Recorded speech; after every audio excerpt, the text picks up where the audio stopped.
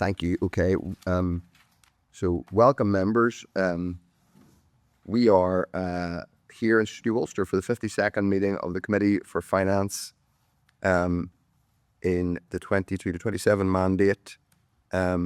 We have already discussed it. We are having a few oral briefings today. We're here particularly to get an update on the progress in city and growth deals. This is a flagship part of the Belfast City Region deal, Studio Ulster. So we've had a tour today to understand the cutting edge technology in this facility. And it's, I think, say on behalf of members, it's really actually quite inspiring and encouraging to see this investment and all the potential future investment and creativity and jobs that can come out of this project.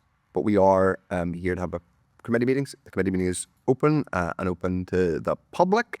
Should anybody be driving past the north foreshore of the docks and fancies calling in, anybody who is here, obviously the usual rules apply in terms of your phone being on silent or Wi-Fi. Agenda item 1 is apologies. We've only got apologies from Gemma Dolan. Agenda item 2 is a declaration of interests. Members are always obliged to declare any relevant interests. So have any members any interest they wish to declare? No at this stage. Agenda item 3 is chairperson's business. The first item of which I'm going to say is actually the comprehensive spending review, which we have all been digesting in very fast real time.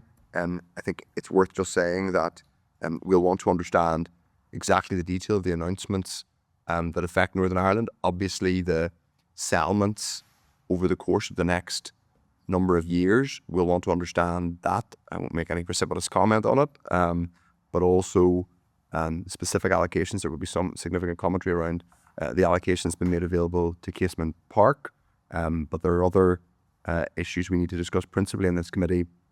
The issue of the ongoing fiscal framework negotiations and what the status of the discussions is in relation to the Holtham review of need. It would appear that the findings of Jerry Holtham have not been, as it were, accepted at face value or not been accepted immediately, but there will be ongoing discussions about the fiscal framework, so we will want to understand exactly where those discussions go from here. Do any members wish to come in and make any comment about the CSR at this point? Jerry Carroll. The first glance, sure, it doesn't look like they've kind of rectified the billions that have been withdrawn from the north for the last 10, 15 years. So there's obviously some quick increases here and there, which we'll look further into, but I don't think it kind of it's the needs of people or constituents right across the north. So it seems to be an opportunity missed once again, an opportunity missed for proper wealth taxes, which could bring in £260 billion over 5 years. So there's probably some positives I haven't seen the full details of, but it seems to be an opportunity missed for the most part. Okay. Do you have anyone else wishes to come in at this stage? Obviously, we will have a comment. I'm sure everyone will be making comment in their own through their own political channels. We'll also have an opportunity to get a detailed briefing from the department next Wednesday. And anybody who's, in this case, listening into this, be assured the Finance Committee will be drilling into the detail about what it means for the executive next Wednesday. We'll have a full briefing from the Department of Finance, who are, in fairness themselves, reading these documents and understanding them. Okay. The next item of chairperson's business relates to the Data Use and Access Bill, LCM, for which we had an extraordinary meeting yesterday. Thank you again to the clerk and team for facilitating that. The Speaker replied to the committee on foot of last week's meeting, commenting on the handling. He also made comment on it on Monday, expressing his disapproval in quite strong terms about what had happened. And we had a meeting yesterday where we took evidence from the Permanent Secretary and the relevant Deputy Secretary. So this is to note at this stage, unless anybody wishes to come in. Obviously, there are further bits of information to find out, and we can decide how we wish to treat that and whether we need to take further evidence or take further actions on foot of that. Okay, members. Next agenda item is the Fiscal Council Bill, which is at page 7 of the meeting pack.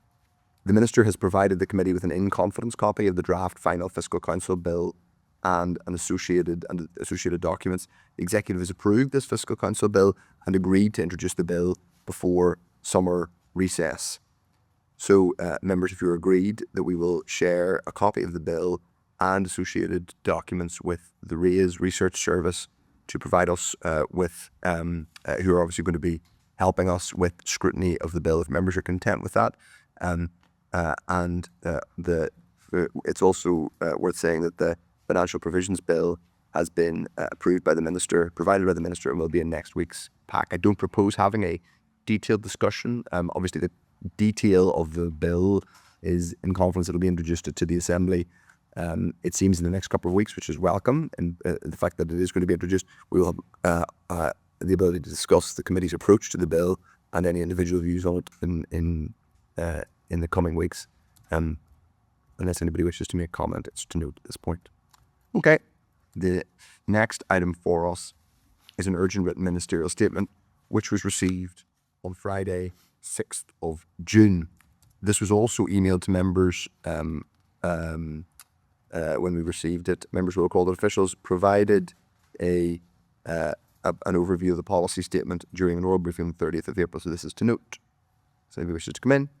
Agenda 3.4 is the Department of Finance's business plan for 25-26.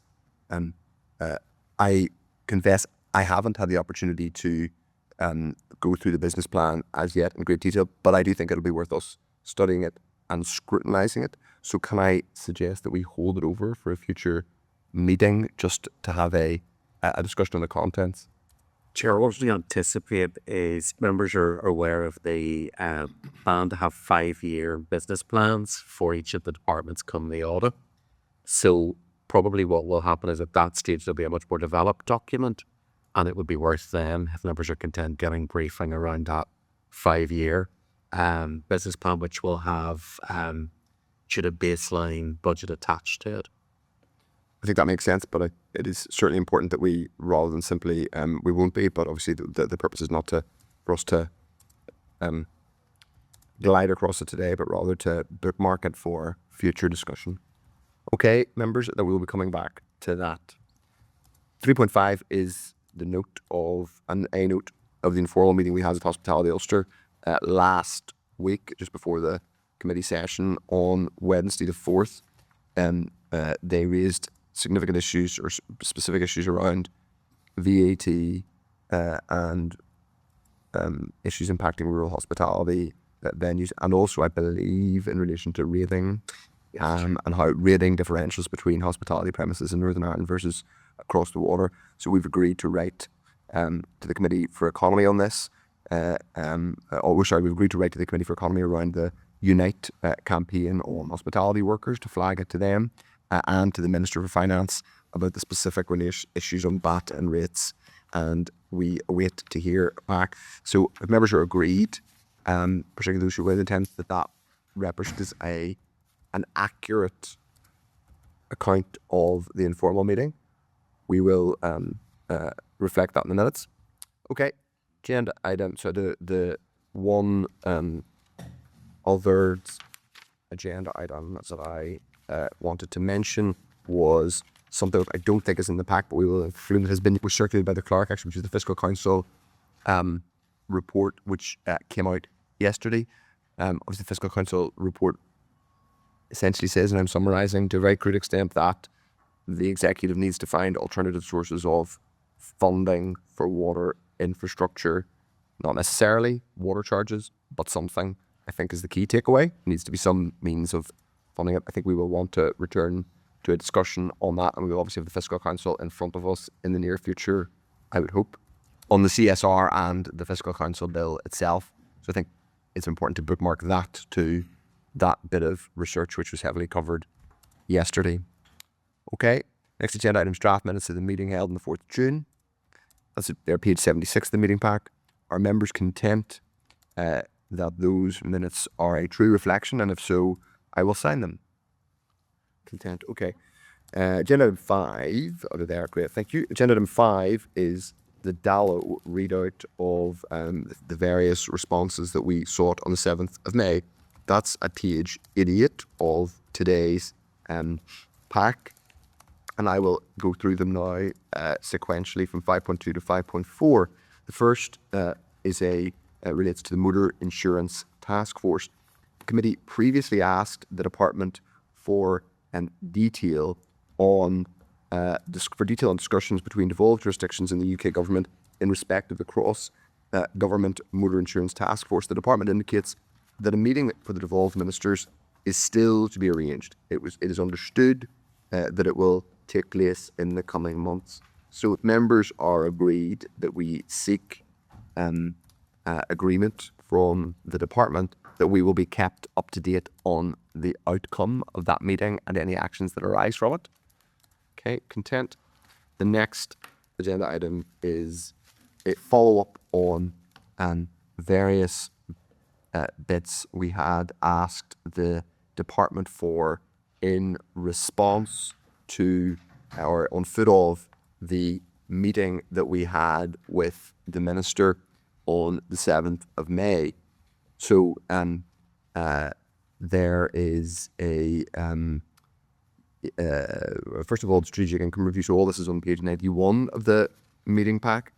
Members had asked about the strategic income review, which was mentioned by the minister. The response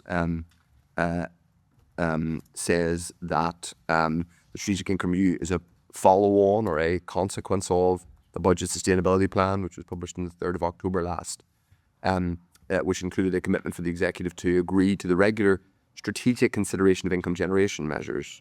And it indicates, so the department indicates to us that will be completed this autumn in advance of a multi-year budget being set. Officials have started substantive work on this review and will consider information gathered from departments on their income generation measures. Just so I'm clear, because it's not entirely clear from that response, has the Finance Department written to all of the departments asking for an update, do we know, on their income, or is it part of their 5-year business plan, or how is that? I think, Chair, it's a combination of all of those things happening at once. So there's a number of pieces of work have been commissioned, and from the data that's being brought together, the information that's being brought together, they'll be able to produce these different sets, if you like.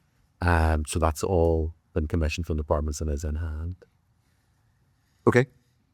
The next agenda item relates to the cost of doing business review, the cost of doing business report.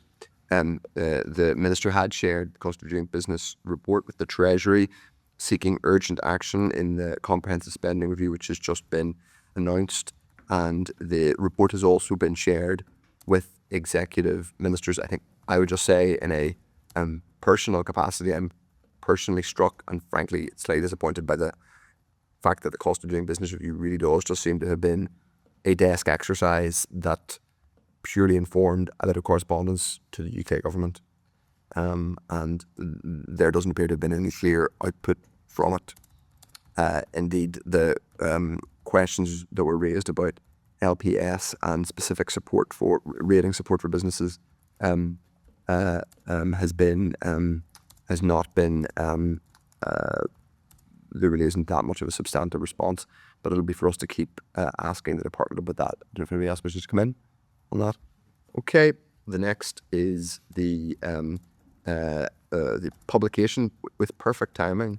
Just as I arrived onto this, the actual author review has been published, so we could mention the numbers that which we were holding, clutching close to our hearts. Professor Holtham's review of independent need, and as you can see, anybody who goes to the relevant section of the on the web page can see that it makes clear. It says Professor Holtham concludes that updated data and analysis suggests an initial comparable level of need of 123%, but given the UK government's removal of the ring fence on farm and fishery support, agriculture should also be part of the level of need assessment. And when you include agriculture, Professor Holtham estimates that the range of need for Northern Ireland's level of need lies between 126 and 132, with a central estimate of 128. It appears that the UK government has not prima facie accepted this analysis, but it's a little bit more complicated than that. They appear to have not accepted it, but also agreed to a further conversation in broad terms as part of the fiscal framework discussions. So we await to hear from the department, and indeed we can try and find out from the Treasury what precisely their account is. And it may be that we actually contact the Treasury either now or pretty promptly to ask them what their account of where those discussions are. I think that would be worthwhile for us to do, just to get it on the record. Okay. Members of Content wishes to come in on Wholesome at this stage. Obviously, we will be having a detailed discussion on this next week when we come to talk with the CSR. Okay. Detail is also provided. So as the next part of the Dallow readout response, detail is also supplied to us in relation to the HR platform that's used for recruitment and the contact points for any candidates who experience issues during the recruitment process. So that is in there for anybody who's interested in it. The next item relates to the Public Sector Transformation Board. Members had asked about the appointment process and whether they're required. There was a public appointments process or a competition, whether that was required, and whether it required cross-departmental or even cross-executive approval. The response is basically no, is the upshot of that. They're appointed based on their expertise, ability to contribute to the work of the Public Sector Transformation Board, as well as their capacity to capability to take on the roles. But the upshot is there is no requirement to run a public appointments competition to join the Public Sector Transformation Board. Steve Aiken. Yeah, just Chair, just maybe we should push back a bit on that, because remember we are the ones who had to look at sort of the RHI recommendations that were coming through. One of the RHI recommendations was about sort of how we manage senior appointments within the Northern Ireland Civil Service. And one of the very clear recommendations is that they had to make proper use of HR processes. Just deciding of, there's no indication of how this decision was made. It's a very senior appointment. And, just to say we're doing it because of X without following the processes and procedures, I just want to put it on record that, that is an issue we should be looking at. I think it's fair to say that the part of the difficulty here, I think, lies in calling it the Public Sector Transformation Board and implying that, and this may be something that came out of the Executive Restoration Package, is something the UK government did because they called it this, creating the notion that this was an external or quasi-external board that was coming in to judge things, when it is basically someone from the NIO, someone from the executive, and another person. There's nothing particularly independent or external about it. That may not be a bad thing inherently, but that is what it is. So I think there's an advisory panel, the chair, that it's effectively a forum to have people advise rather than an independent board. So perhaps it is worth us just simply writing back to the department saying, is the name of board a justifiable title, given it creates a confusion? That may have been the purpose in the first place, to create the sense of a big important board when it's just a little internal structure for people, the people who have the power anyway, i.e. the Permanent Secretary of the NIO and the head of the Civil Service, to say yay or nay. Yeah, sorry, if I could just come back on that, Chief. Yeah. Or sorry, Chair. The key question is obviously, was an RHI recommendation that seems to be ignored. Which specific recommendation? I can't remember what it was, but we have it was part of the internal NICS processes. Yeah, one of the reasons why they were in a situation where they didn't have put suitably, they had finance people responsible for finance who hadn't done the finance course because they were all internal promotions. So one of the questions we also have is, we've seen quite recently that the head of the Northern Ireland Civil Service has increased the size of her office considerably, including very senior civil servants. There doesn't seem to have been a process involved to that, and a promotion board process, and that it just seems to be that we're not following normal HR processes. Just be a Yeah. I just think it would be important that we write to say, why did you not follow the normal HR process? I think that's the question. And if they have a good reason, that's all well and good. But I think it's incumbent of us as a committee to ask the question. Just to summarise, can I suggest two things? One, we write to the department just to crystallise this point about, is it really a board? Is a board just a name for a group of people who are like a panel to advise on these things? And should you think about not calling it a board because it creates confusion in the sense that these are subject to public appointments? Separately, there's a question about adherence to RHI inquiry recommendations, including this concern you have about, and maybe a legitimate one, about the head of the Civil Services Office. And there are other questions for the head of the Civil Service, I think, more broadly, including some of the revelations in recent weeks and months about appointments or the certain people leaving office in certain ways. And I think those are legitimate questions. They are probably more effectively dealt with post-summer whenever we have a work on the civil service. No. So I think just in terms of, because often I think it's better for us to focus this on a strand of work, because we sometimes can get a matter arising back and sometimes we end up forgetting how it arose in the first place. Yeah. So if you're happy enough, Yeah. we will come back to that in the autumn when we specifically look at civil service issues and we've got banking out of the way. That's just one final piece. I'm sorry for dragging the time here. The other one is the Transformation Board has a fiduciary responsibility with the excess, what's left, but 150 million for transfer. Quite as much, Chair. I think it's just over 105 million. 105 million. So even though it might be just a ad hoc sort of nomenclature, but they actually have a line, a fiscal line, that the monies that they're supposed to be managing. So there's a question there of who has responsibility and where it reports to. I think it's important to say they don't manage. I'm not sure calling it a fiduciary responsibility or making them kind of they're not accounting officers. I think I see the point you're making. They are partly responsible for how this money is dispersed. That means it's important that we ask that question. But they're not accounting officers for how the money's spent or how the whatever. Okay, so we'll ask those specific things, and then on the broader points we'll come back in the autumn. Okay. Yeah. Okay, members, happy enough. We're going to now move on to another Dallo readout response, which is in 5.4. That's at page 95 of the bill. And it relates to provision for charging within the deaths, stillbirths and baby loss bill. The department has confirmed that the provision for charging in the bill is needed in case it is required in the future. However, the department expects there to be no charge for baby loss certificates. However, the issue will be addressed through consultation. Charging will need to be set out in regulations, which in turn would need to be approved by the Assembly. I think it's just worth saying briefly, I think in fairness it's important to ask this question. I don't think necessarily including a theoretical provision to charge for something is an indication that that is an intent, and I think it's important just to say that, because there could be a scenario in which theoretically, I don't want to speculate, but theoretically someone orders a large amount of these things, and at some point the person might, that kind of thing. I can imagine there might be some scenario in which you might have to build in the potential, but it would be very important that obviously the clear intent is that this is completely for free and is not in any way charged, and indeed any change would need to get the approval of the Assembly. I think it's just worth saying that, but it's important we clarify that. We really wishes to come in. Just Yes, Chair. Stevie. So if we agree to this, we're not giving them approval to say that they're going to introduce charges, even though they'll be subject to resolution by the Assembly.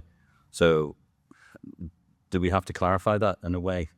Well, I think it's right to say that given I'm just not sure. That's just what I'm asking. all we're doing is creating an enabling power, Yeah. which would allow them to go and design. They will have to bring back the detail of the scheme for approval. So even if we are approving enabling power that could theoretically include the power to charge, but it does not mean that A, there would be a charge, or B, that they would ever that we don't get another stage of approval. Jerry wants to come in.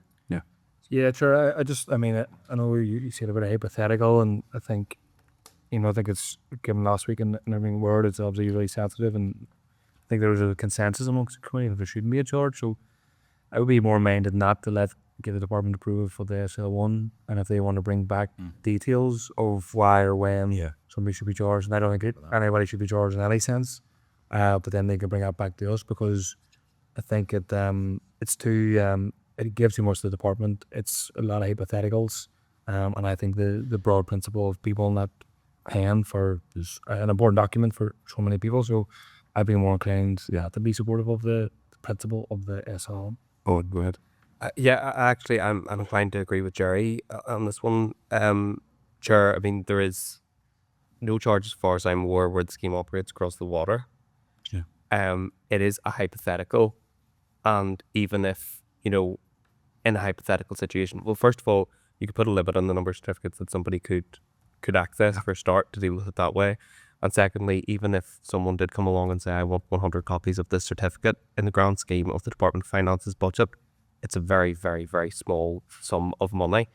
So I think if the clear policy intent from the department is we are not going to charge for these, I would be quite hesitant to give them a legal enabling power that is explicit about doing that, albeit the regulations would have to come back. But I have to say it is an area where I actually think the bill could be amended. I bet the bill could be amended in order to explicitly state that these certificates will be free of charge. Okay. Did you want to come in, Steve? No, sorry. Okay. Clark wants to. Yeah, absolutely. I think the department has taken a fairly kind of, I'm going to say classic approach in that often when these things are developed, there are additional aspects that are woven in a just-in-case basis. But as the chair has already pointed out, any regulations for a scheme coming forward are draft affirmative, and the beauty of draft affirmative is that it means it can be amended. Any other resolution that's set before the Assembly is not amendable. It has to be started again and relayed. With draft affirmative, it means it can be completely amended and rewritten before it's actually formally laid with a number and so on in the Business Office. That's why, members will recall last week the examiner talked about this being an appropriate level of resolution compared to the idea in the Henry of Powers. So the responses that members will see in the next couple of weeks that we've had from the call for evidence are very clear that it should not be any kind of charge applied to this and that it should be absolutely free. So there will be opportunities as we go through the bill, and obviously when the regulations do come, to ensure that members have exactly the wording that they want. And it's an issue we've already flagged up to the department a couple of times, and they will have seen the briefing last week, which was very clear. We've subsequently had very similar evidence in writing from other organisations of bereaved parents as well, stating the same thing. Yeah. Okay. So, I mean, I think at this stage we can, what we could do is ask the department to be a little bit more specific about the kinds of scenarios in which they think charging might be needed. I don't want to be like, I don't in any way think anyone should ever be charged for these things, but I also just want to be reasonable. If there's a reasonable, good reason for the department to have this as a backstop, I don't think we should be hugely unreasonable about it, but I think they need to set out more detail of what the theoretical contingency could be, and then we can judge it from there if people are content. Yeah, no, I agree. Sure, just to get more clarity, because these lines could be used in other pieces of legislation where there's the publication of certificates, so that could be a rationale. Yes. So I think just to get more clarity before we obviously make decisions on the bill or not in terms of amendments and stuff. But I think it'd be useful, because even the additional stuff we got from Belfast Council last week, because those who are actually implementing these schemes, or this could be just something they're putting in just in case, and if so, maybe that is excessive then, Okay, Jerry. We've got to really add on, because obviously the powerful testimony last week was there was a particular word in the EFM that caused a lot of concern. Yeah.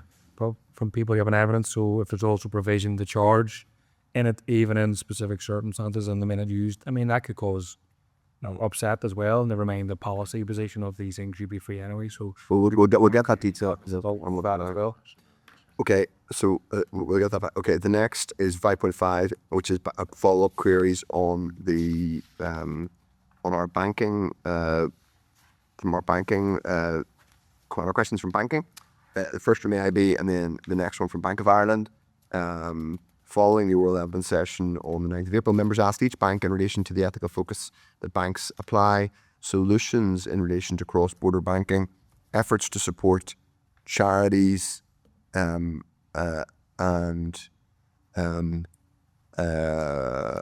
various other things. So AIB has provided its response in relation to all of those matters. There's a list of excluded activities, which members can read.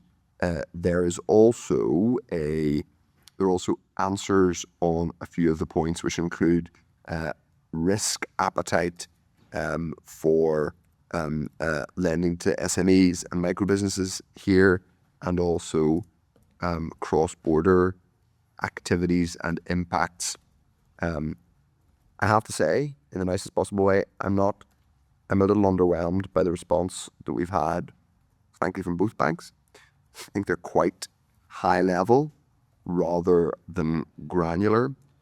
Though we asked sort of relatively thematic questions, including disruptions to cross-border banking and support for SMEs, I would have expected and hoped for slightly more specific details than they have given us. For example, they've acknowledged, obviously, in relation to cross-border banking, that there are now, as a result of Brexit, challenges in relation to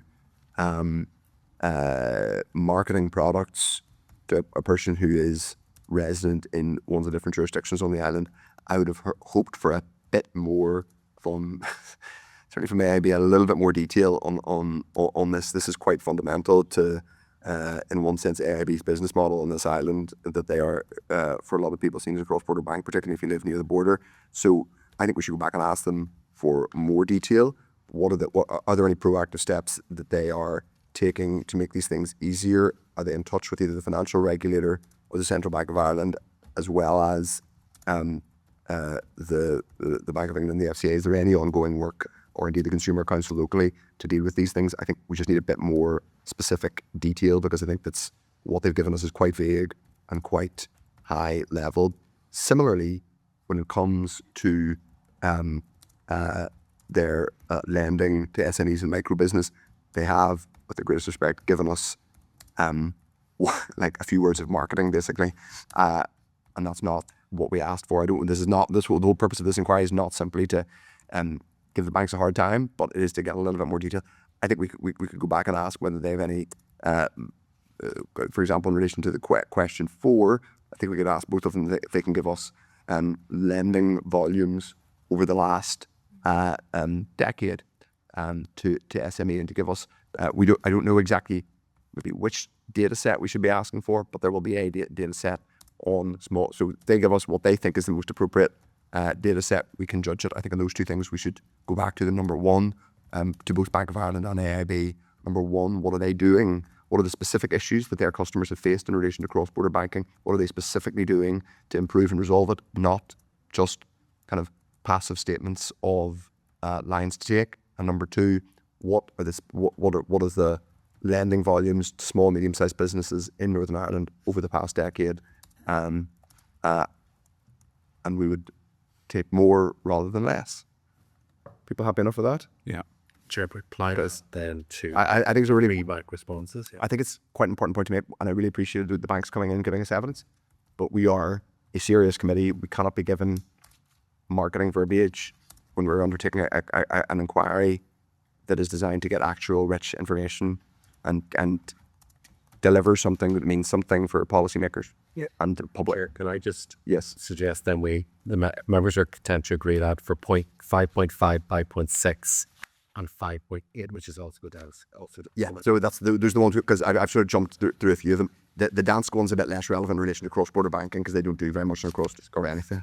Okay, we'll just go to 7, which is SIPA. We have, so we've got a response, this is page 103. The response is based on user feedback from its members, as well as research on some of the wider issues in the banking sector. SIPA believe there is a need for the sector to improve digital financial infrastructure, including broadband and mobile banking, and there is a need for more effective community banks and credit unions through rationalisation of a relatively large number of small entities. Through building capacity in those who govern, and a more balanced, I presume that means those who govern the credit unions, etc., and a more balanced approach to regulation than has existed in recent times. It also called for greater clarity on streamlining of regulations that apply to NI-based financial firms, consistent compliance guidance, and steps to protect financial stability in cross-border transactions with the Republic of Ireland, which brings me back to the previous point about the two dominant cross-border banks giving us very pleasant and well-mannered waffle about cross-border banking, and I think it's not unreasonable for us to ask for a bit more detail. Expansion of local venture capital and alternative financing options, more effective lending platforms tailored to NI's business environment, and greater financial literacy and business planning support for local entrepreneurs. SITFA also highlighted the need for industry-led training and enhanced public education. So that's to note, but it's very useful evidence. Great, yeah. We've already got the Chris. So, Chair, can I just guess members' agreement then for the three responses from the banks plus SIPFA evidence to be included in the evidence base for the banking inquiry? Great. Well, yeah, content. Yeah, okay. 5.9 is fair banking for all. That's page 155. Fair banking for all, following their evidence session the 21st of May, have supplied us with a little bit more information on their engagement with the Irish League of Credit Unions. So this is to note that information and to get agreement that the additional submission is added to the Banking and Financial Services Inquiry Report.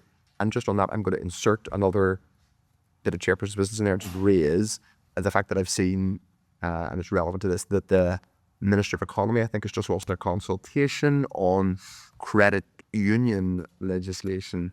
So I think it's worth, it might just be that we refer to that in our report, basically.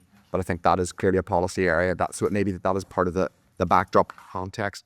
And it may be that we, I don't know if the Economy Committee, with perfect timing, the chair's with us.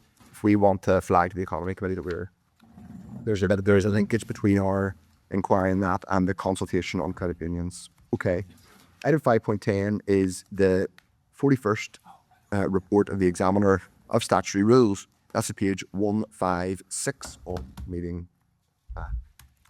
The Examiner has reported on 3 SRs relevant to the Department of Finance. The first is SR 2025-91, which we considered at last week's meeting. At that time, the Examiner indicated she would not be drawing the rule to the Assembly's special attention. On that basis, the committee agreed that no objection to the rule. The other 3 SRs referenced in the report are those associated with the Legal Oversight Commissioner, which the committee previously received oral evidence on. Members will recall the committee has agreed to seek comments from the Law Society and Bar Council, as well as the Justice Committee. It is hoped that responses in this regard will be available in time for next week's meeting. However, the ESR has not drawn any these SRs to Assembly special attention. Does anyone wish to come in? Deputy Chair. Yeah, thank you, Chair. Just on this one, we haven't heard back from Law Society and Bar Council. And just to confirm, we not done officially through the Justice Committee yet? We have Justice Committee have now written to the 2 pieces of correspondence out that are likely not to be back in time for us to see them before this is debated. We do have a response from the Bar Council. We are chasing up the Law Society, but we will have those hopefully in next week's back. We've got Law Society, we're chasing up the Bar Council. The Justice Committee responses will not be in time. I've had a discussion with the Justice Clerk, and the committee is the committee had at some level of discussion around the role of the Oversight Commissioner, but I don't know that there's any particular issues that have been raised. Well, I just wanted to reiterate the issue we'd asked around in this committee. So obviously this is one of these ones where it's sitting with Department of Finance because of legacy reasons, but the operation of this body and wherever the fallback will be hitting the governance and the budget of the Department of Justice, and where they talked about having modest costs at the moment. And then they were going to be moving to build up their services, take on staff and take on buildings. Whenever myself and others had asked about what that cost would be, their comment was that it would be covered by the levies to the professional organisations, but they hadn't costed that out yet. So I just want to voice again, I have some concern over that, and hopefully it'll come through in correspondence or liaison with the Justice Committee that hopefully whenever this legislation would go through, that there will be a requirement for full business plans, budget approvals like that within the Department of Justice, rather than just this legislation moving it forward, because I was a wee bit concerned about how they knew a levy would cover running costs might haven't actually costed it out or discussed with the professional body. So I just wanted to flag that again. Still concerned about that. Sure, the correspondence we've had from the Law Society suggests that they are engaging with the professional bodies currently in terms of a levy. Looks like effectively they are saying their position is they can't really comment on a levy until they know what it is. And those discussions are ongoing. So that's something that we need to think about as well. I'm slightly concerned. One slight concern, because it comes back to this perennially odd point about some of the stuff being and sitting in finance rather than justice. Now, I know the point was made that, well, there's a distance from the justice department, but this is the broad swathe of civil law and lots of legal services issues that finance has slightly anomalously. And as Diane said, there's a slight uncertainty about what the levy is. Fair enough, they are content or confident that this levy is going to cover the cost, the kind of running costs of the commissioner. But it's another issue where if the lawyers decided the levy was too high, they didn't want that becomes an issue for the department and they could, theoretically thinking, and I'm just theorizing, if there was some dispute over the operation of the commissioner, or indeed a dispute with the minister, as there has been over legal aid fees, how does this play in? I don't know. Those are just questions I think we need to unpack a little bit. But anyway, we will have an opportunity to discuss them because it'll have to come before the... The dates that we're looking at for the three SRs to be debated is probably 24th, Tuesday is 24th. So that's an opportunity to air all those issues. Hopefully by next week we'll have replies from both. We've obviously got notified. Hopefully we'll have the bar council bang up, but we won't see anything from justice in the in 4G. Okay. That's great. It was good. No, just very quick. I fully support what all the comments are. Just seems very strange that the legal profession are very quiet about this when it's costing money. I find it. And I don't want to chase it, send a hastener or anything like that. Just seems, with my experience with Power Council before, this just seems rather odd. Right. Okay. Yeah. That's on the record. Fair enough. So next agenda item is, in one sense, the reason we are here in this beautiful setting with Napoleon's nose gazing down at us from Cave Hill. It's Studio Ulster to discuss the City and Growth deals. We are here on the north foreshore of the docks where Studio Ulster has been constructed, and it's an extraordinary site.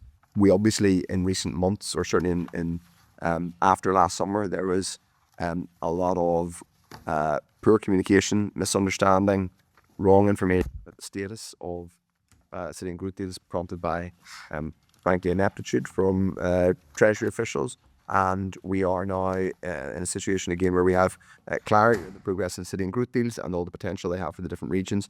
And so we are literally in the middle of the Belfast City region deal, and in possibly its flagship project. So we're here to get evidence about the broader, not just Studio Ulster, but the broader picture. We had agreed to do this and to be kept up to date on it. So page 165, the meeting pack, is Clark's memo on the background to our session.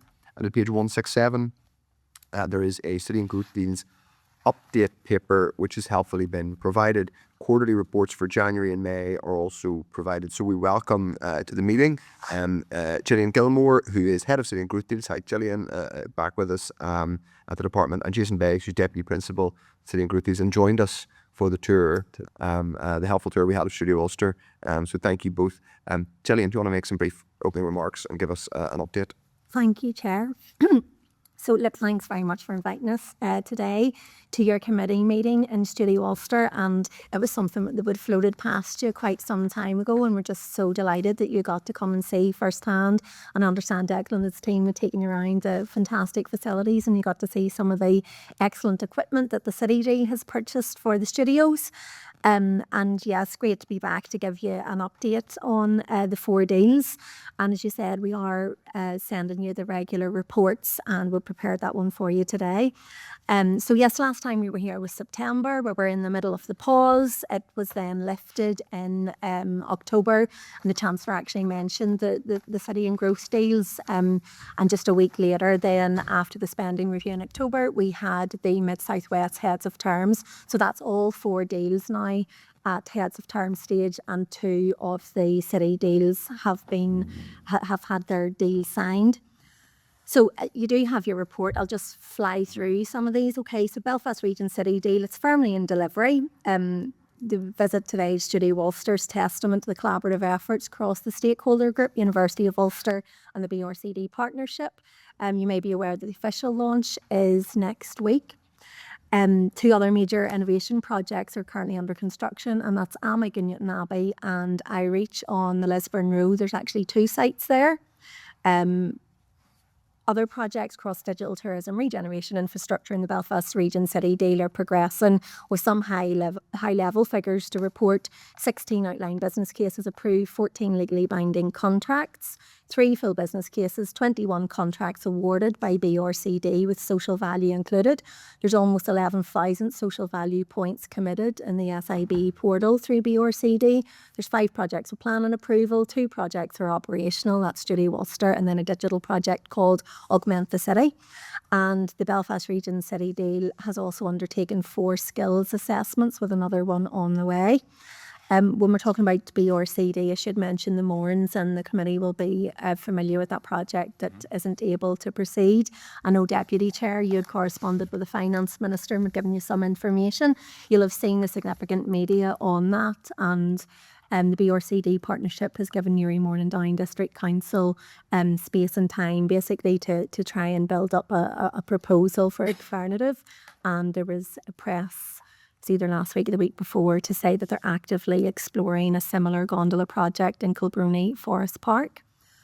So it's early days, we don't have the costings. There'll obviously have to be community, environmental, sustainability issues all explored, and we'll be encouraging the social licence model as well. As I say, early days. In the first instance, they'll have to bring a new proposal to the BRCD partnership, and then ultimately it'll come through the delivery board and on to the executive, because it's executive funding. I'll just move quickly then to Derry City and Strabane District Council City deal. So they had signed their deal in September, just after the pause had come out.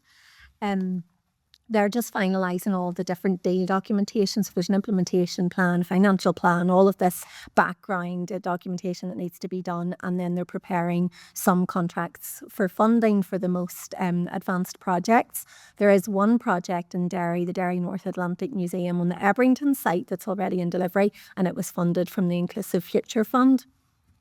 Causeway Coast and Glens then, heads of terms has been signed. They're developing outline business cases. This growth deal is phasing its deal, so it's trying to focus on projects that are less complex and maybe able to proceed a wee bit faster than others so that they can start to unlock some of the investment. Their target is to sign their deal in June 2026 for first phase OBCs. That has been delayed by about 3 months, and they're saying it's partly due to the pause from Treasury, but partly some other complex issues around land constraints and different dependencies, etc. But you do expect that in these long-term capital projects. So Mid-South West, and I appreciate I'm running through this, Mid-South West signed the heads of terms on the 6th of November. That was just a week after the landing. With all these, I know. Lots of very. Do you want me to stop and do it bit by bit? Or I think if you go run through each, Jillian, and then people you through rather, because I think we could get waylaid if people jump in on those questions. Fine. And obviously members do ask and yeah. So the Mid-South West Growth Deal has one project in delivery, and that's the A4 Enniskillen bypass. It received an additional 16.2 million from the executive in February 24, and the executive also agreed that that particular project could proceed into delivery even before the deal has been signed, and that was to try and avoid cost hikes, etc., because of the readiness of that project. You also know about the complementary fund then. So half of the complementary fund was allocated across 5 projects in December 2021. 3 out of 5 of those are in delivery. Also wanted to mention benefits and social value. It's important that we're starting to see those. And Jason was telling me that Declan was explaining about some of the community engagement that Judy Ulster itself is doing. And we are seeing that across the further advanced projects. So there's apprenticeships, student placements and community engagement initiatives. And across 10 contracts in the Belfast Region City deal alone, there have been 52 individuals who have gained employment or training opportunities, and that's fantastic to see. Consultation community engagement continues, and the Deals are really starting to learn lessons from each other and see how they can build on that. Deirdre, back in October, you had asked for more information on community engagement. We had provided a paper for you. We'll plan to update that on an annual basis, and we've added new reporting sections of our monthly updates to capture that information on a regular basis from Deals, because the more we start to see happening, we think it's good, that we can share that and even start to promote it as well. And that's obviously a key part of the success of the City and Growth Deal investment, and it's only right that everyone in society can see something from this positivity in the investment. On a final note, you'll be glad to hear, we wanted to mention strategic engagement. So we in DOF have developed a strategic engagement plan. After the pause from Treasury in September, there was a lot of media interest and a lot of momentum, and we thought, well, let's try and capitalise on that in a positive way.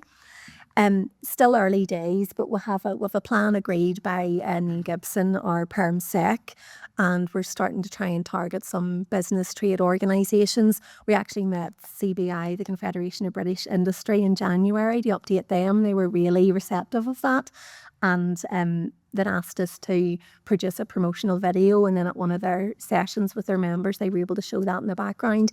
And following on your own heels, they're going to have one of their meetings here in September time, and that obviously all helps to promote Studio Ulster and the other projects as well. And we're keeping the Deals up to date on this and trying to work with them so that this combined effort can help keep people informed and build those lasting partnerships and attract future investment. And the fact that you're here today is part of that, so please share. And there were photos. Declan had given you permission, Clerk, to share that, so please do. We all took some photographs, but we know now what we shouldn't be. Okay, there are rules. There's a really bad photograph of me which you're not allowed to share, but not for just one, but not for anyway like commercial. It could go viral, and the rest should be history.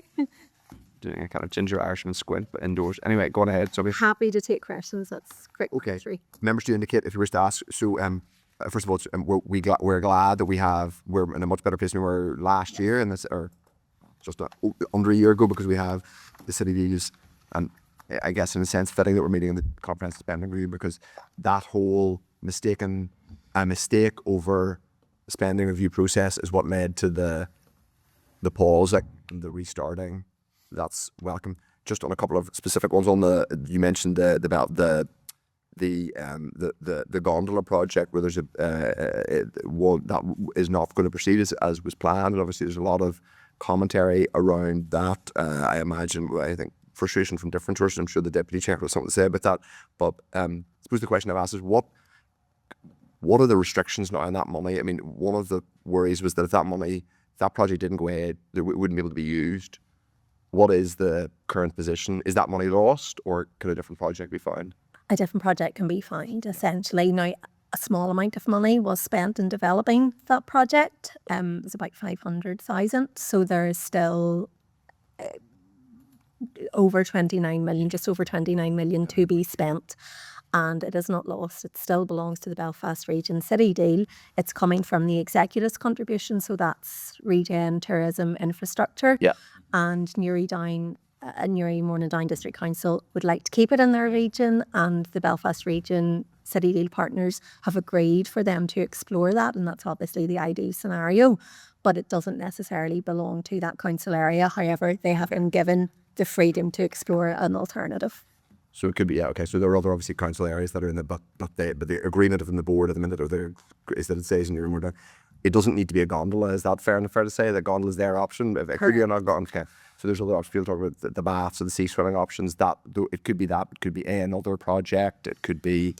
It will have to tie into the objectives of the Belfast Region City Deal. A lot of those smaller kind of projects are maybe more in council territory than belonging to the deal. It's a significant amount of money. Yeah. Just remind us, you have to be strategic and have to. Yes. Yeah. And grow the economy and all those big hitting things. But they will come up with a proposal, and that will just have to be explored and then approved. Okay, that's fine. So, and on the Enniskillen bypass, you expect that work will start. So ground will be broken on the Enniskillen bypass in the end of this year, basically, or in a couple of months' time. Was that Summer. Currently summer, yeah.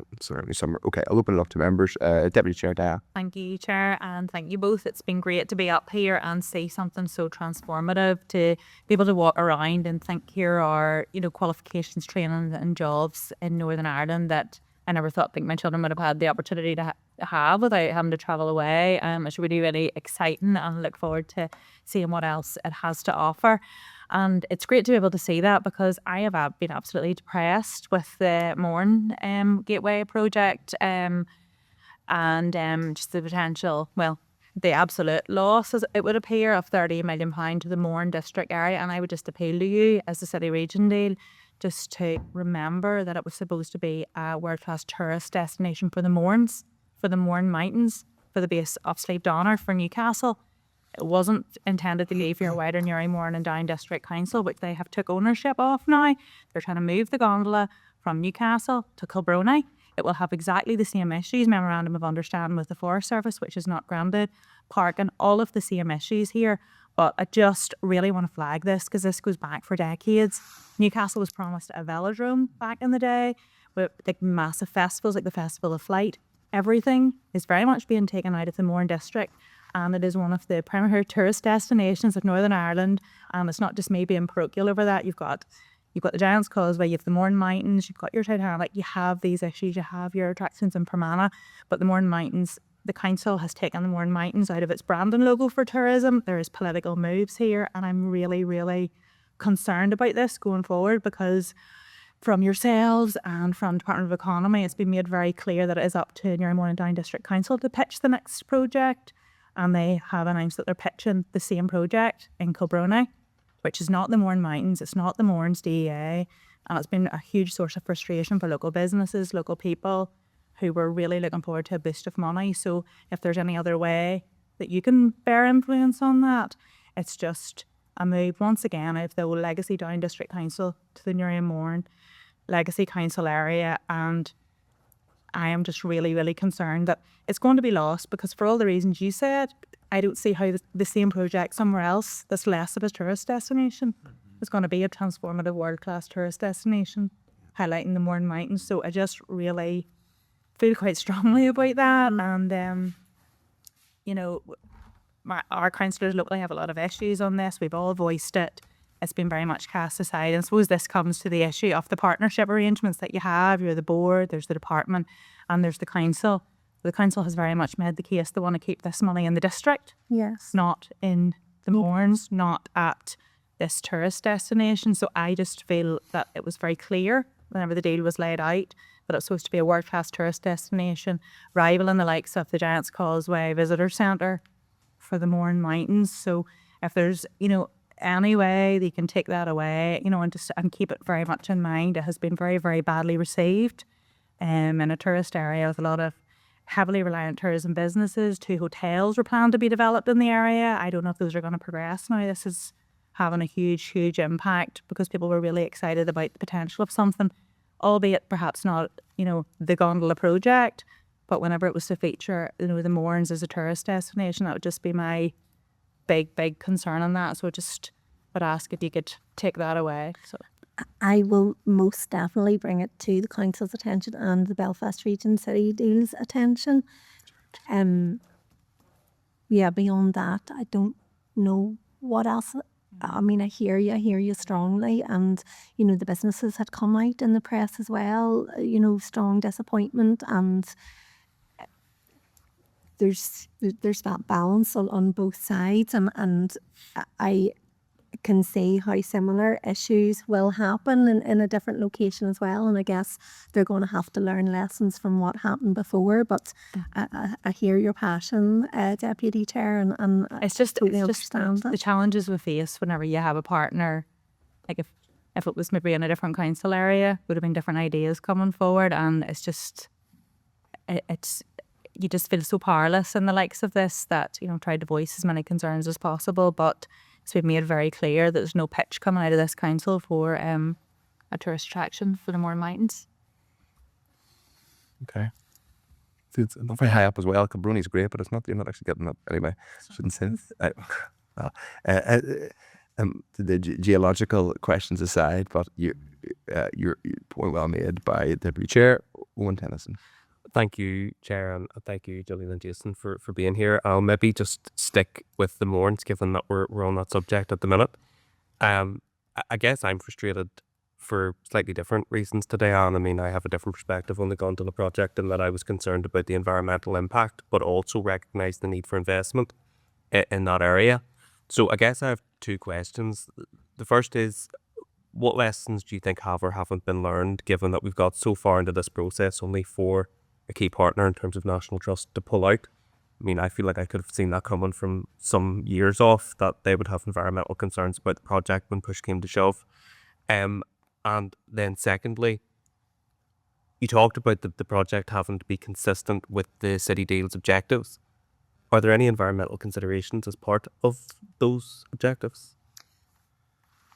All the projects will have to go through environmental considerations, even through the business case process, and all of the deals are signed up to net zero where possible, sustainability, inclusivity as well. So they will have to do that. And then to answer your question about the National Trust, there had been engagement and there had been this memorandum of understanding, and that was actually, my understanding is that DFE were really pushing that to make sure that engagement was happening. And there were supposed to be studies and some pieces of research in that space done. And I'm not sure that they had reached the conclusion when this decision was made. So I guess there will have to be lessons learned and following that social license model and ensuring that there is engagement and from the businesses and the community partners as well. I believe that's happening through council with Kilbrony at the minute, but I don't have too much detail on it. And again, I know it's fair to say Kilbrony. I know, but again, the process, they'll have to learn the lessons from the process. Yeah. If you have certain, specific concerns or queries, I'm very happy to feed that back to the council as well. Yeah, so that would be useful too, and thank you. And just sticking with Belfast, obviously one of the major deal partners in Belfast is Queen's University. And we obviously had representations from the universities to all of the parties, I think a number of weeks ago, in respect of financial pressures that they were facing. That was obviously in the context of, yes, student places.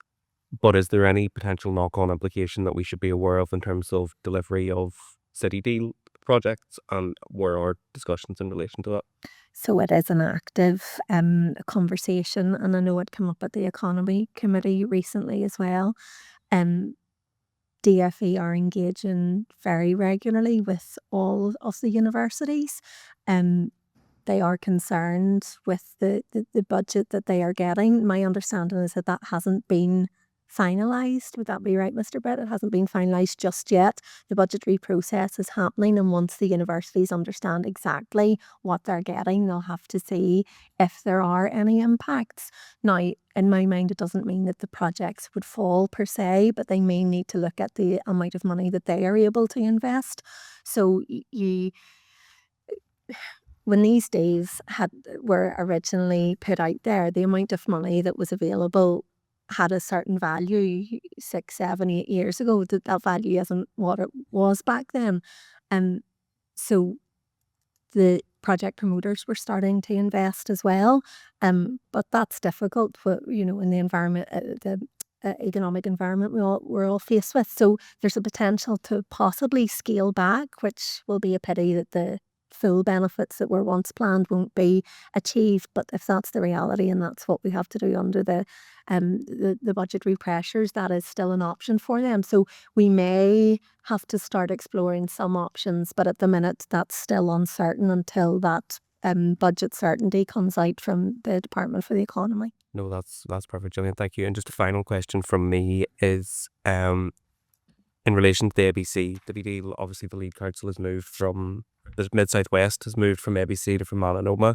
Is that simply a case of because the Enniskillen bypass project has moved forward, or is there a wider rationale for that change? No, I don't think it was to do with Enniskillen. I think it was just they just decided that that's where they were going to take the deal. It's in the process of being moved over, so I'm not sure was it the location of where the staff in the project management office were based. And it hasn't moved over just yet, but yes, you're right, it's moving from ABC.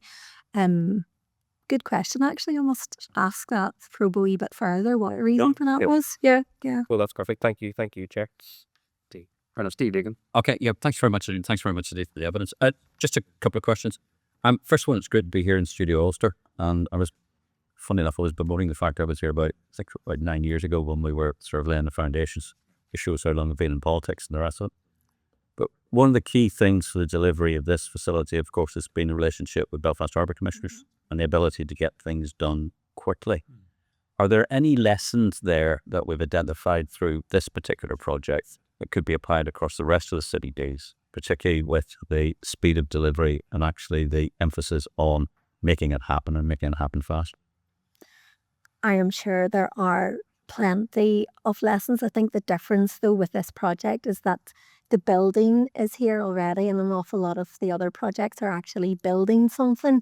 So, but the fact that partnership was there and that they were able to capitalise on that and have the building to come in, lease it, and do everything they needed to do. But there are no other projects. Yeah. So this is quite unique in that there was that partnership with the building already there. Now some projects, the Centre for Food and Drug Discovery in Ozzy Coast and Glens, it's actually refurbing part of the UU campus in Coleraine, so that will be quite similar, and that it's not starting from sod cutting, starting from scratch. Yeah. But the partnerships, most definitely, that there are big lessons, and even the partnerships that have been forged through Belfast Region City Deal are very strong, to the extent that they're already starting to bring in additional investments from different UKG funds and other funds that are out there. So because they've done that and come together, the universities working with the local councils, etc. So that's been a big lesson. But we can probe a wee bit further again to see, is there anything particular about Studio Ulster? It just seems to have been much more capable of reaching out to get additional funding and being able to sell themselves quickly because of, again, if you look across the whole of the harbour estate, where either it comes to building cruise terminals or wind turbines or whatever it happens to be facility, it's able to do it at a pace, which, whether it's something to do with the foreshortened, whether they own the land bank or the facilities to do it, but there just seems to be a concern. So that's the first one. Second one's AMIC and Declaration of Interest. Of course, it's in the best constituency in the whole of Northern Ireland, which is, of course, it's South Antrim. Yes, everybody says yeah. AMIC is nearly complete. So that's about 100 million by the time it's all up and finished, I think, by the time all the bits and pieces have been to it. First thing about it is that it's going to be a substantial economic driver for not only just for the whole of Northern Ireland, but particularly for the Southampton region. Is there any discussions about how we spin it out? We're developing a centre of excellence, but we also need to have space for spin outs and for sort of small businesses and the rest. There needs to be an ecosystem built around it. So is there any discussions about the next level of where we're likely to go to and what we're trying to do? Yes, there are. Good, right answer. Right, what is that? And may I come back to you on that, because I don't know how developed those plans are, and it's not in the city deals space. So I would like to discuss with the people who are developing that before I would say anything publicly, if that's okay, if I please can come back. Something that we as politicians and support from economy and finance should be linking into. Because you quite rightly said, the success of this place is that it's now bringing other levels of funding to come and do it. You build it and they will come. AMEC will be in the same place, but only if there's somewhere to put the stuff. That is the concern, so just being able to keep the level of success and momentum going in that. And if you think as well that it's a testbed centre and a research facility for small businesses, do they have the time, the capacity to always be travelling from wherever they are to come to the Newton Abbey site? Yes, on occasion, but could there be something more regional?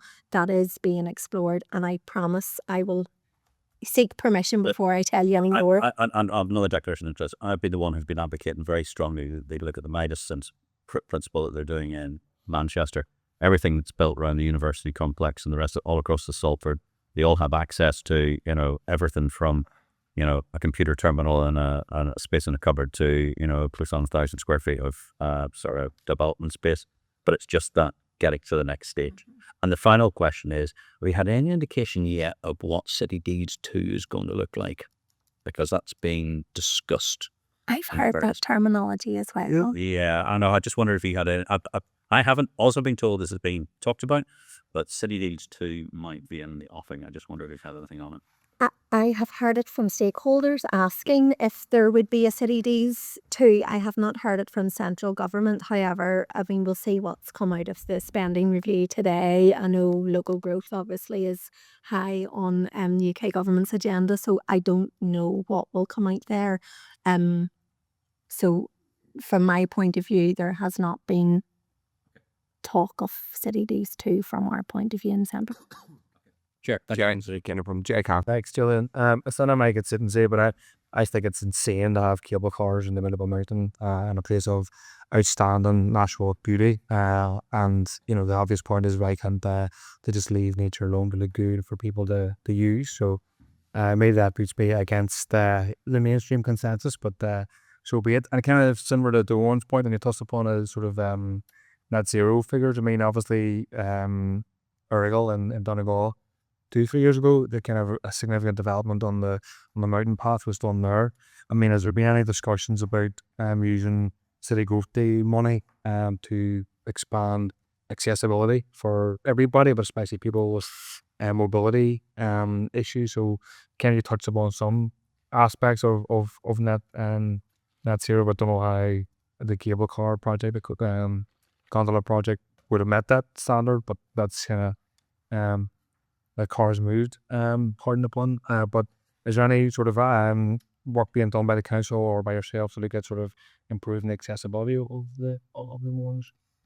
Not the Mourne specifically that I know, but what one of the Mid-South West projects is around the Cult of Lakelands and the Geo Park there, and they're expanding that and doing some work now. They haven't been through the outline business case just yet, but I know they are looking at what's on offer down there. And around sustainability, mobility issues, I genuinely don't know, but I can certainly put that to them.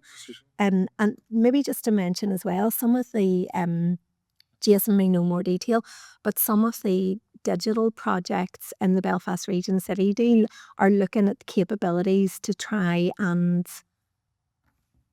come up with new technology to make public spaces more accessible, whether that's, like virtual and different visual things. Jason, do you know any more about that? So a couple of one of the challenge funds and a part of the Augmented City that we'd spoken about earlier is specifically to put in technology for better visual spaces for people that, from an accessibility perspective or just in general, but it's allowing other companies and businesses to take control of that technology, take a challenge fund amount for that, but get that technology built into their own business. So, for example, we take a museum, for example, they'll be able to build more accessibility features into their virtual offering that exists already, because it'll be built off the back of a new 5G network.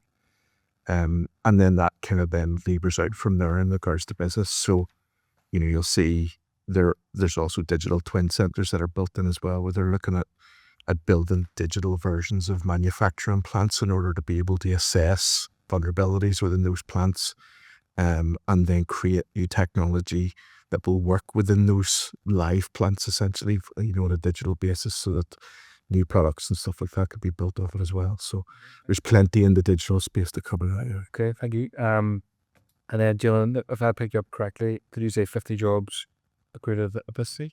Did you say? You said Belfast Region City D. Belfast Region. And what's that total figure again for the region?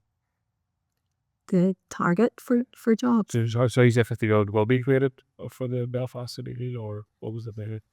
It's the target at the beginning was 20,000 jobs would be created through the Belfast Region City Deal. That came from the partnership, and that was direct, indirect, and induced. So, like even construction, if you're building a building, that's we did quote, was it 50? If or here, did you go from this side maybe, or did I pick it up?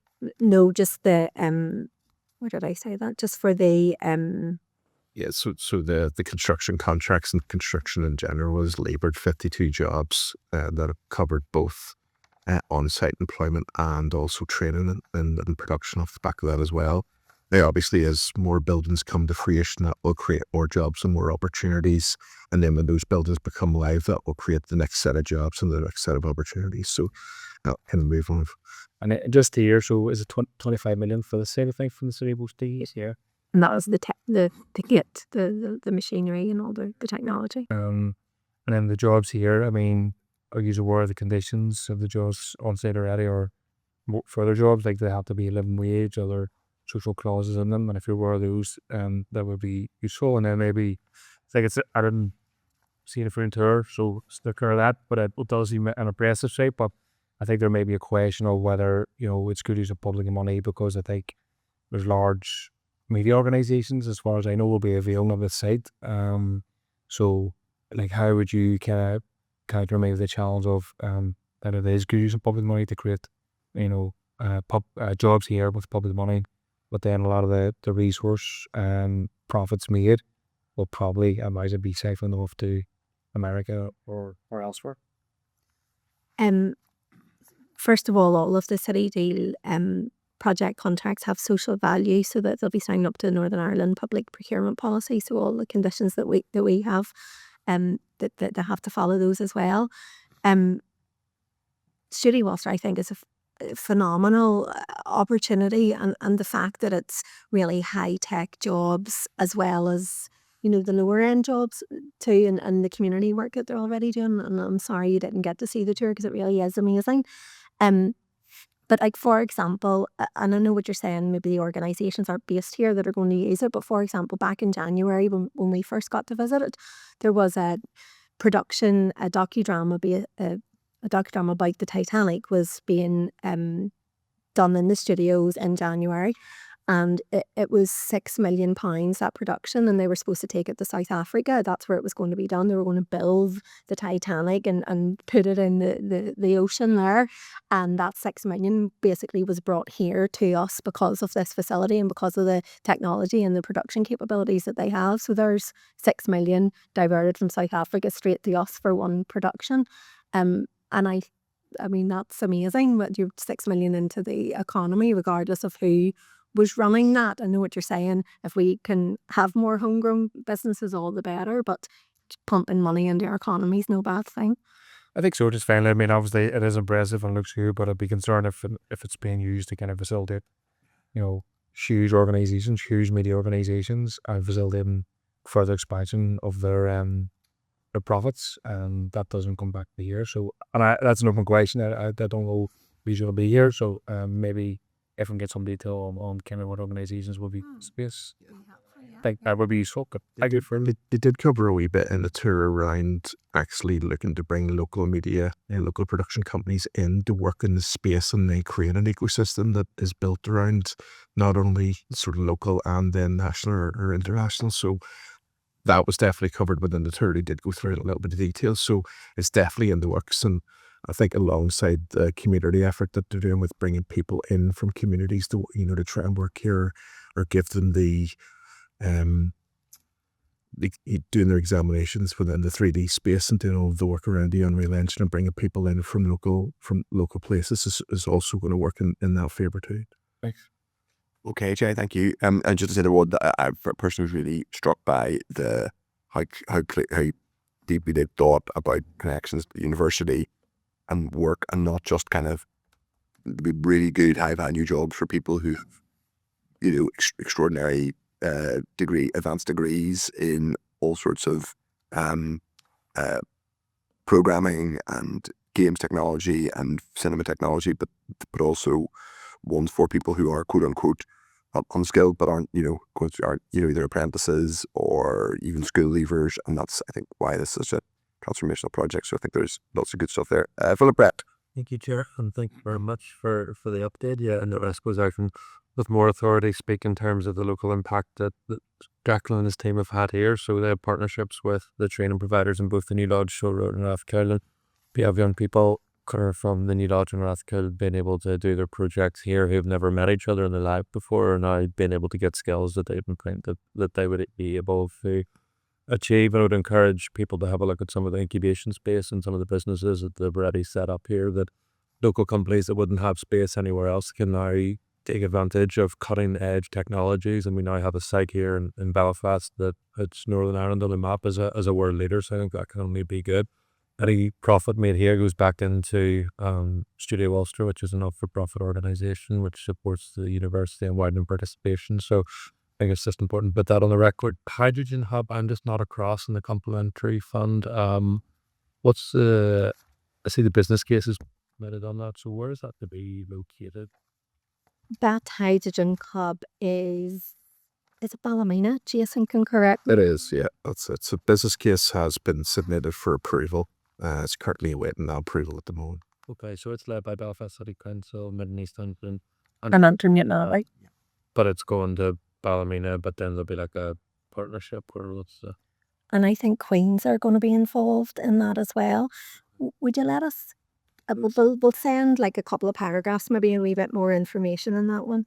The OBC, as you say, is being submitted and hasn't been through casework yet, but we'll provide you with as much info as we can. No problem. That's all for me. Okay, happy enough. Anyone else? Deirdre, yes. Just the bit, because I know there was the updated report given on the community benefit and social value last December. So it's just when the next report would be ready. And I think it would be useful in terms of just having more detail of the social value that was built into each of the contracts of funding that's gone out, and what the impact of that has been.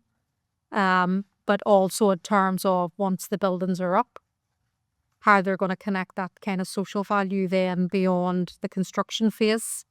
In terms of where these projects are going to begin to lift over the next period, because particularly the Belfast region deal talks a lot about inclusive growth.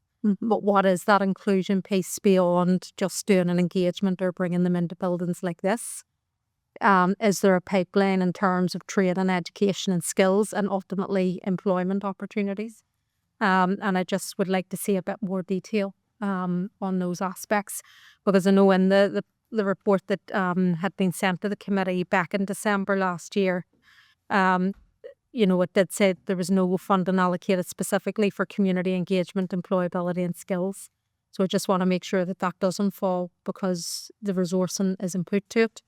And obviously, through the universities and others, there are large anchor institutions in the city, the harbour as well, that do have assets and resources, even notwithstanding some of the difficulties that they may say. So they can be doing, above and beyond just the normal engagement. So just to have some more, I suppose, fat on the bones around that in the next update plan in terms of the social value, I think would be useful. That's fair enough. And those skills assessments that we mentioned, there were 4 of those done in different sectors, another one on the way. We've been trying to liaise with DFE as well to see what more they can bring to the table. And one of the directors there has been speaking to the Sector Skills Council, Kathleen O'Hare. So we're trying to join those dots as well to that's the bit put all that that together. ecosystem, as Phil said, Exactly. or Philip said, you've local training providers. Yeah. Is that connecting into the university and the colleges? Is that then connecting into the communities in terms of creating that work stream, and just to make sure that there's output at the other end? So the engagement's one thing, but what actual legacy or output are we creating at the other end in terms of ensuring that it meets the vision of inclusive growth that it talks about? So just to get the figures behind that as well, I think would be useful. And or what is expected, in terms of that going forward. Because again, I know the report last December, talked about, I think it was 7,000 hours, and there wasn't even 1,000 that was met at that point. So I was the social value committed in contracts, key mechanisms to deliver inclusive growth. There was 760 points delivered in December last year out of 7,000. So is there an updated figure of what's been delivered? And that'll be the 11,000 it is now. So you'll see, and that's why we're trying to capture that on a monthly basis, because there's even softer things as well. I know those points are collected, but like the things that Philip was talking about there, about that bringing the local schools and the Rathskellis Declan talked about earlier. Queens are running summer schemes and summer initiatives in the markets area and different things. So that's programs are. No, that's not coming from city deals. So I think it's important, that it's not being. That's a separate programme. So that's my concern, is that there's things being conflated.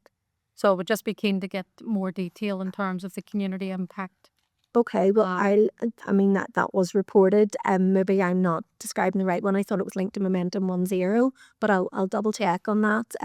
But yes, so what we're going to do an annual report, is that, Yeah, is that timely of it? Yeah, date for when? so if we say around October time again? Okay. Yeah, no, that's thank you. Okay, that you do. Okay, no one else has indicated. Sorry, Stevie, I guess Guess a final one. come back. Yeah. Here. Yeah. Oh, Grim, you're different, Grim. We are coming point over here, Steve. Go ahead. Perfectly understandable. I think somebody raised the issue about the high value jobs that are being created here. Have you any information about the salaries of some of the technicians who are here? Because You don't? but one of Right. the issues that had been pointed out to me is that starting salaries for people who are working in the virtual whatever the virtual and digital space are akin to those people in the fintech sector and some of the sort of the legal technicians. So and I think I was being quoted figures that are well above the Northern Ireland average. So to link in with young people being brought into looking at these for particular jobs, one of the things that was expressed to me is we don't tell people often enough how valuable these jobs actually are and what they can deliver on. But if, I think if one of those figures, and again, that'll be very important about HEMIC as well, if we can actually tell people how much these higher level apprentices are working into and the levels they're doing, I think it'd be very useful. Okay.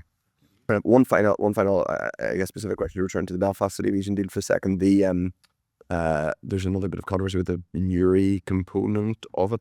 Lots of commentary on two parts of it. To the business case, I think, has the Civic Centre and also a theatre. They are, I understand there's a bit of difficulty. There's not a commentary anyway in that part of the world about this.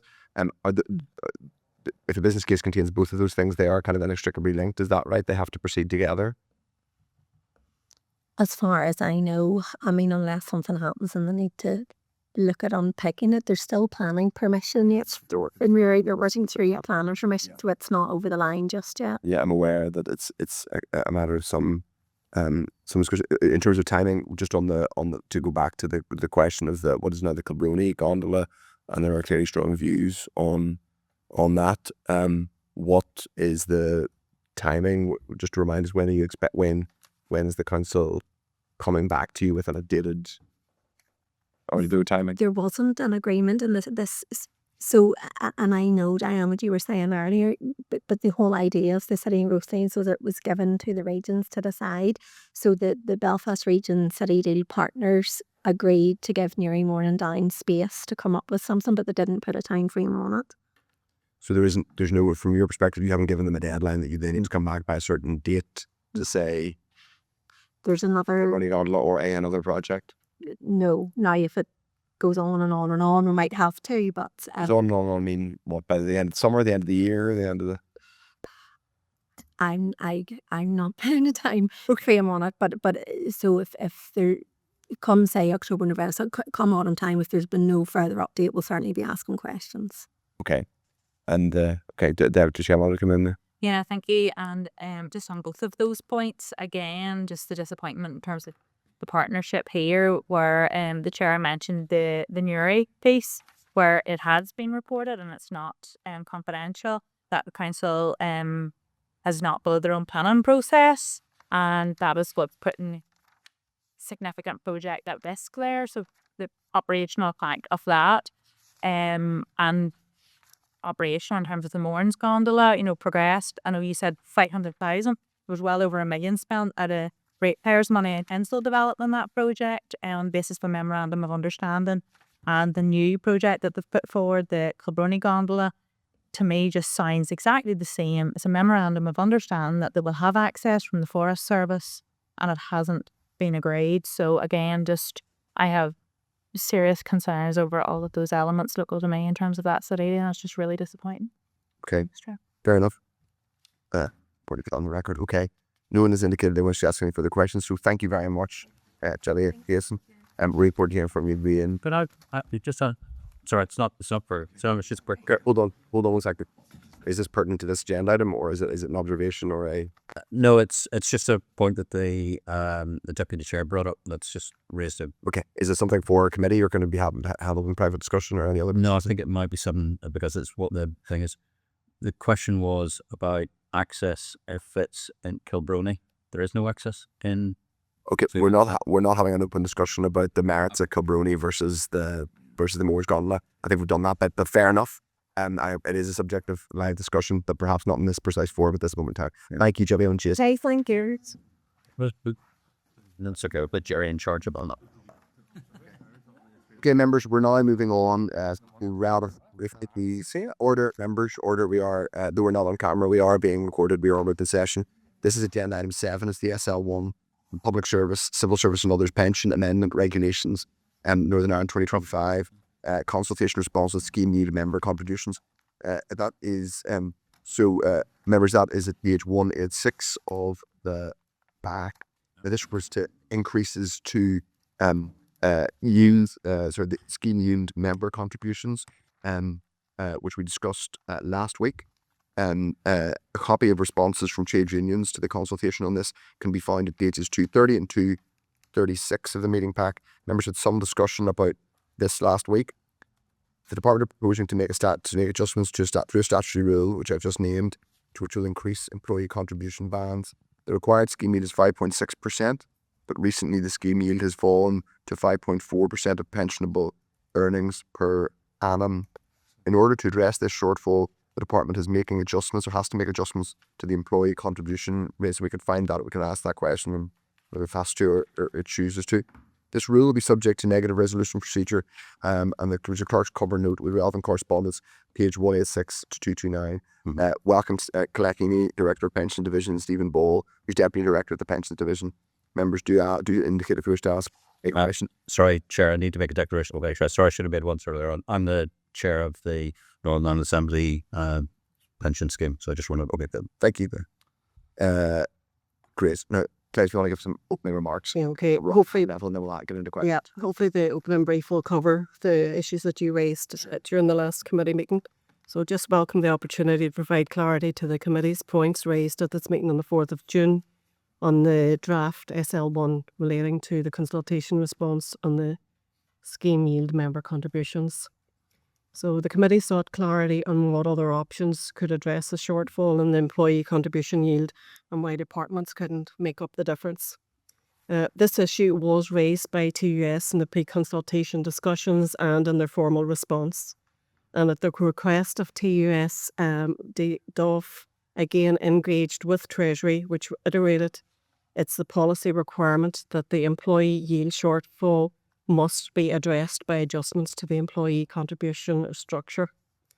To further explain the rationale for this position, it might be just useful to just recap that the requirement for the Northern Ireland Civil Service employee contribution of 5.6% arises directly from the cost ceilings set by the UK government in 2011 for the main reformed public service schemes based on the recommendations of the Hilton Report. So is that in legislation?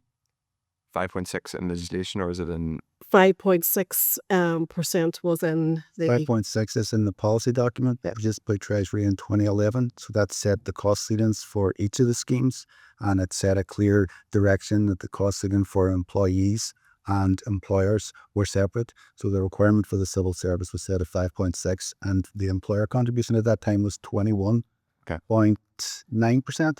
Now, I don't want to interrupt Colette here, but the employee contribution hasn't changed since then. In contrast, the employer contribution is now 34.25%. So go on ahead, come. Okay. So whilst the schemes had flexibility to adjust some of the features of their individual scheme design, it still had to maintain that at 5.6% overall cost or figure.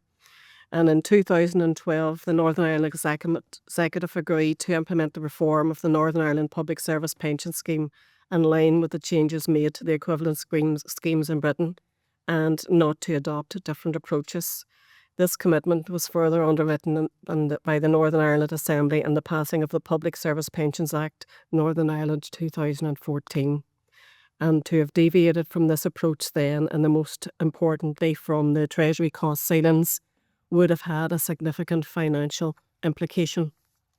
The requirement to meet the cost ceiling for the Northern Ireland scheme remains unchanged, still 5.6. And to deviate now from the cost ceiling of the 5.6% contribution yield will likewise have a financial consequence. This is currently resulting in a loss of 2 million per year in the civil service scheme. In the short term, this imposes an additional liability for employers and the taxpayer and will deflect available funds from spending on other public services. In the longer term, the position is unsustainable from a policy point of view in terms of the compliance with the Treasury funding requirements that the 5.6% employee contribution yield must be met by the average employee contributions. It also conflicts with the Executive and Assembly's previous agreement on the pension scheme design. Failure to implement this fundamental policy requirement would have implications for the scheme valuation process, where the scheme yield is used in the accurate calculation of scheme costs and the correct employee contribution rate.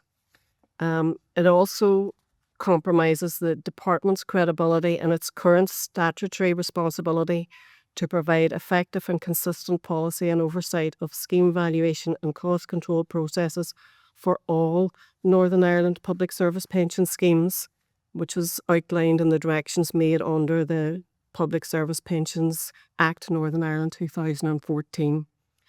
And that it can be noted that of the main public service schemes, the employee contribution yield for the civil service is the lowest of 5.6%. By comparison, the yield for the health scheme, teacher scheme and the police scheme here varies between 9.6, 9.8 and 13.7%. These schemes were also in an under-yield position during the 2024 to 27 valuation cycle, and they've already consulted and made regulations to implement the adjustments to the employee contribution structure to meet the required member contribution yield. For the Department of Finance to adopt a different approach for its own scheme would be inconsistent and in direct opposition to the established and required policy currently being implemented by all other UK schemes in an under-yield position. Chair, I was going to go on then and talk about about retrospective pay awards and the union's FDA and NIPSA responses. Is that? That would be helpful, yeah. Just in summary, yeah, that would be helpful, Colette. Okay. Yeah, thank you. Both NIPSA and FDA responses to the consultation highlighted the concerns that the effect of retrospective payment of annual pay awards should not be allowed to disadvantage some members by pushing them into higher salary bands for pension contributions. The Department's consultation response notes the changes introduced in 2019 to the salary bands and the annualisation of pay arrears to address this issue. The Department remains committed to the policy of uplifting the salary bands used for pension contributions annually in line with the pay increases to protect members' future. So in addition to the 3% revaluation of the salary bands already in April 25, the Department will now also apply a further uplift in September 25 to take account of the further August 25 pay award of 6%. And this action addresses the concerns raised by both NIPSA and FDA responses in the consultation. There was also an issue then raised at the committee around does this set a precedent? And it was McLeod and holiday pay examples that were given. Are you happy that I continue with that, Chair? Yeah. Yes, yeah, I say in brief because it isn't about the scheme yield that we're mostly, but yes, that would be helpful, yeah. Okay. So in respect of the McLeod remedy costs, the cost of improving any benefits now due to the scheme members as a consequence of the McLeod remedy, they've already been accounted for as part of the 2016 scheme valuation. And as a consequence of the changes to the cost control process, any potential increases in employee liability arising from the remedy in that valuation were effectively waived by Treasury. So in practice, the scheme members have seen no increase in contributions as a consequence of the 2016 valuation. Additional reforms to the cost cap mechanism also exclude all legacy service, including the remedy period from the cost cap mechanism. And there was no McLeod impact in the most recent 2020 cost cap valuation, nor will there be in any future valuation. Treasury also gave a commitment that the additional benefits costs payable by the scheme under the terms of the remedy legislation will be classified as AMI. And in relation to holiday pay, which was another mentioned, was there's no specific scheme-related liabilities have been identified in respect of holiday pay. Okay. That's I think you've is that okay? covered We've that's it. covered that. Colette, yeah, thank you for that. And so just remind us when the department, if this SL1 is made, it will be from From the 1st of July. 1st of July. Okay, not the first. So 1st of July, meaning effectively civil service. It'll be a little bit less, and I don't have the table in front of me, but it'll be pension scheme members. Civil service will notice slightly. It is a slightly increased amount. I don't know if you have the average AO, EO, etc. grade. It is in the pack. It's in the pack. But if you want to just read it out, so that would be helpful. The increase for Sun EO2, for example, I think was an EO2 was giving us 4.75%. Just to note, Chair, also that these figures were produced at the time the consultation commenced, so people have already had a pay uplift since then. So it's only for, I suppose, for the month of July that people will notice any reduction, and then when the second pay award is made, they will receive that uplift again as well. Yeah, that's okay. Reduction. So basically, it's for deputy principal, it's £6 a month. And for an administrative officer, it's just under 90p, 86p. 97 pence we had in the presentation. Okay, that's monthly. Okay, just gonna bring in members. Jerry Carl. Thanks, Colette and Stephen Brad. Yeah, just a couple of questions. Rather than your very sort of department's view, I think there's a third of the responses, the consultants who were opposed to it, and can't remember recent consultation from the department at such a high level of opposition to proposals was in place. So I don't know if you have any examples of any recent consultation kind of matching that, but it seems to be quite significant, So I don't know if you have any response to that in terms of like the scale of opposition. It seems quite high.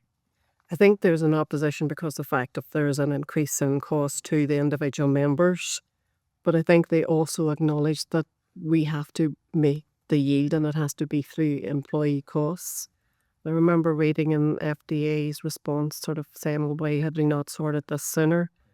But there's a number of implications of, we were taking cognizance of the time of financial uncertainty around budgets, cost of living. So we could have introduced this a lot sooner. It would have still had the same impact, but for a longer period of time. So by waiting and pausing, we were able to wait to make sure that we had the budgets in place, the cost of living sort of crisis sort of settled and steady. And we were very mindful of we could have brought this in a lot sooner, but it would have had an impact sooner on the individuals. Well, I appreciate that, and then obviously I think the FDA members generally are kind of higher civil servants, aren't those who tend to be better remunerated than other members of the civil service. And if I pick up right, Colette, it would cost $2 million. Who estimate the department won't, but the department is that then to cover the cost. The increase would be $2 million to the department factor. But then it's also outlining the agreement of matching employee contributions and maintaining that 5.6. And we're sort of all other schemes. We are the oversight body of all schemes in Northern Ireland, this department is, and every other scheme has maintained the parity of the policy. And for us to do something extremely different would have a financial impact both on the Northern Ireland bloc, but also on how we haven't remained consistent with all other schemes. And of course, obviously, there's different pay offers made across different parts of the civil service and public sector more generally. Pension is deferred pay, so but I think your point. And obviously, this uplift, the match deed. Yeah. I mean, is there any? This doesn't preclude the department making any other future increase for members' contributions for people that contribute more to their pensions? That will be defined as part of an evaluation, the Yeah. evaluation process. The way that contributions for members change is governed by a cost cap, which is in legislation they control costs. So there's a limit on what employers pay, and if for any reasons which are measured by the cost cap, those costs go above a certain level, then that the department has to decide or consult on how to address that issue. There have been no changes to the employee contribution rate since the scheme was developed in 2011. There were a number of reforms taken forward in 2019 and 2020, which again made the cost cap more secure. So we don't have any indication that there will be any future changes in regards to the employee contribution rate coming out of the operation of the cost cap. We won't know for sure until the next valuation is completed. But I think the point that Colette was making was that the 5.6 is the average contribution that the scheme design requires to enable the scheme to provide the level of benefits that it provides, and that is the Treasury requirement. So in terms of these changes, and I know they do for the limited period introduce an increase for members or a reduction from their take-home pay, it's really what we're doing is adjusting the way that 5.6 is spread out across the member profile. So our intention was to provide 3 options for that, and our recommendation was that number 1 would provide the best sort of least impact across all those grades, but still protect the lowest paid. So that was our rationale there. Thanks. And just fed up question from me. I don't have said that I have 20,000 members across the civil service. The last union talked about a lot of our members having to work second jobs, obviously. So that's said by them in their response. And Colette, you talked about sort of the percentage the changes of people moving up from AO on other grades. Have you used so the chair said that I think it's just over £1 a month extra than AO would pay on their salary, which obviously isn't a large sum, but that goes up as the grade. It's a percentage of, it depends on the pay band or salary band. There are a percentage change. But have you made any calculation of with the pay V that you referenced, how many more people would be impacted their pay over their? We have changed the salary bands so that no AO through their pay award will change band of rate they pay. They won't change it. Yeah. We've revalorized the pay bands, the salary bands, to take into account the 3% and now the 6%. Yeah. These bands were restructured in 2019 to address that issue, which had been raised by some members and trade unions, because it was a case that, for example, an AO or a DP, just because of the way the bands were structured, at a pay award would go into a higher band. So we attempted to remove those cliff edges by revalorizing the bands. Now that has had an effect on the scheme yield, and that's part of the sort of the contributory effect for the yield not being met. But now the analysis that Gad provided with us indicates that we won't have a similar occasion now for the future. But as Colette says, the 6% pay increase that will be paid from September, that will trigger also an increase in the salary bands again, so they keep step, and members won't go into that higher level. And that's outlined in the SL1. You'll see the 2 specific tables, one from the 1st of July up to the end of August, and the other one then from the September onwards. Thanks. Okay. Thanks, Jerry. No other members have indicated they wish to ask a question. So members, I'm going to put the question that, just to ask members, I'm not formally putting a question, but I'm asking members if they're content with the policy proposal for statutory rule to enable the Department of Finance to increase employee contribution bands in order to meet the required employee contribution scheme yield. Great. I think it was important that we ask those questions because I think it is true that these are modest amounts. We're in a cost of living squeeze, and these are extremely modestly paid civil servants in many cases, and they want to see that these questions are being asked and understood in this. So I appreciate the officials coming in, but very much our job to understand these, the context for this, so that we're asking the questions on behalf of our constituents and public servants. Thank you. Thank you very much. Thank you. Right. The next agenda item, member, is the Department's Finance Service Delivery Brochure. So we've got an oral brief from the department on that. The brochure the brochure is in the pack, but at page 246, there's a clerk's memo with some outline information, relevant correspondence from the department is digitally uploaded, departmental briefing at page 3 of the table pack. So we have with us for the second time in 2 days, which may be a record, Paul Duffy, who's Deputy Secretary for Digital Security and Finance Shared Services. Don't make any appointments tomorrow, Paul, because you never know the way things are going. Colin Daysh, who is Director of Digital Operations. Hugh Tohill, who is Head of Cyber Resilience and Assurance. And David Hughes, who's Director of Corporate Services. So Paul, thank you first of all for coming down here to the Studio Ulster. Paul, please make some brief remarks and then we'll have some questions. Members indicate if you want to ask a question. Okay, thank you, Chair, Deputy Chair, and members, for the opportunity to speak with the committee on the functions and services provided from within Digital Security and the Finance Shared Services Group.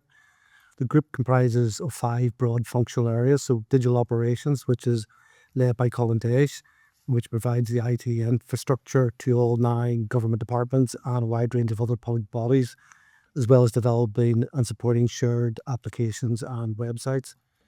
Digital security and engagement, which will be led by Hugh Tohill from the end of this month. Hugh is currently head of our cyber resilience assurance teams.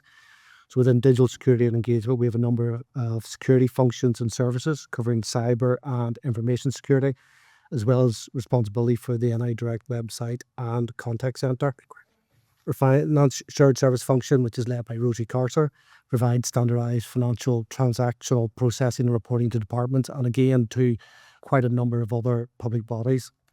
The committee will also be aware of the Integrate programme, which has been briefed on previously. So I'm the SRO for the programme. Kirsty Murray is the programme director, and you will know the programme will enable the transformation of how we deliver finance and shared services across all departments and replace our current finance and HR systems with a single integrated solution.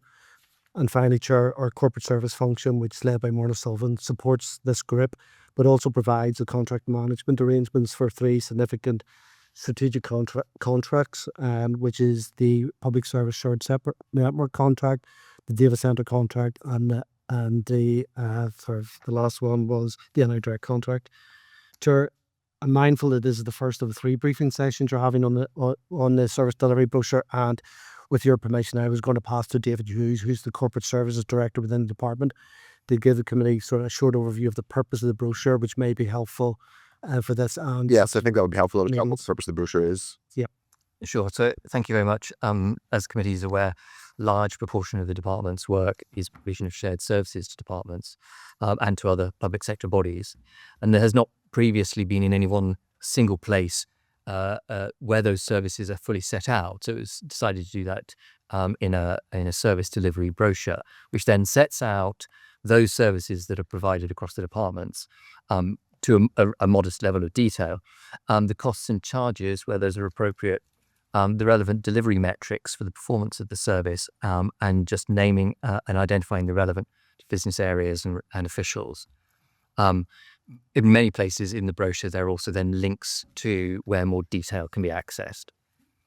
The different services operate at quite different scales, and it's fair to say to different degrees of development. Some are very well established, some are much newer.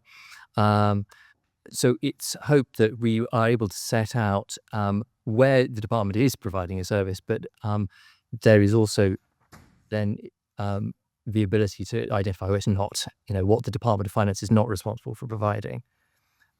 Developing the brochures has been the catalyst for extending the development of some of those existing services. So where you'll see in some places the delivery metrics are under development, for example, there's work on regularizing the charging model so there's greater consistency. The intention is to update regularly. There is a new version which is almost ready but not quite finalised, and I think there will be some benefit from the observations of the committee if there are things which, from your perspective, it would be useful to include. And apart from anything else, you'll see that colleagues attending today are not those who are necessarily photographed and appear in the brochure itself. The brochure is published internally on the departmental intranet, which means that then it's accessible to all other departments. It was also issued to permanent secretaries who were invited to cascade within the departments and provide to arm's length bodies. And we've already seen the benefit of that with at least one arm's length body coming back to the department, asking for more information where the services might be accessible to them. We're hoping this document also then provides the prompt for improving reporting and delivery so that we can improve the service the department is providing. Okay, so hopefully that's useful context. Okay, that's that's. I mean, I suppose it would be helpful for us to understand how much is being raised from each of the, in terms of the strategic income work. I don't know if this is feeding into that. I think it would be helpful for us to understand how much is being raised from each of these areas. I think if we could be apprised of that, because I suppose one half of it is the brochure for what you're selling. We, as scrutinising, would like to know how much you're raising. We're effectively kind of your, as scrutinising. But just on one that strikes me, and it goes back to a world I used to live in, because I was a civil servant who had to do media monitoring or avail of media monitoring in a Whitehall context. So the media monitoring unit is within the Department of Finance? Yes, Chair. It came into the Department of Finance during the restructuring of departments on the basis that it's a shared service to all departments. But in essence, the sort of control. Do they sit in Clare House? There's a small team of people who sit in Clare House. And they sit in Creagalla buildings at the moment, but it is largely run by the Executive Information Service. But it's run by the Executive Information Service, but sits in finance. How many people are there in it? There are currently 11 people in the team. 11? Yes. 11, okay. And they presumably they're working on shift. And I noticed in the broadcasts, I think they're all BBC broadcasts, is what's happened, or UTV and Downtown and Cool FM aren't worthy of being summarised on the delivery metrics side. Yes, I'm not sure why it just says the one, because there is some race from across all the media outlets. Cool FM is now the biggest radio show in the country, or radio station in the country. I think they probably deserve a Downtown. I'm not sure which it is. Anyway, maybe I shouldn't say that. Yeah, they should pay the whole check. I know, I'm new guy. I don't not get myself in trouble again. We're going to make another stand for sight. Thank you, Chair, and thank you all for coming. I think that this brochure is quite important in terms of a visual of how widespread the Department of Finance's work is. I think from being on this committee, people look and think you're just setting a budget, and there's all of these services that are delivered right across the civil service, not to mention the other things that sit outside of that, like building regulations and civil law. So it is quite a wide-reaching department. So it's good to have this all in the one place.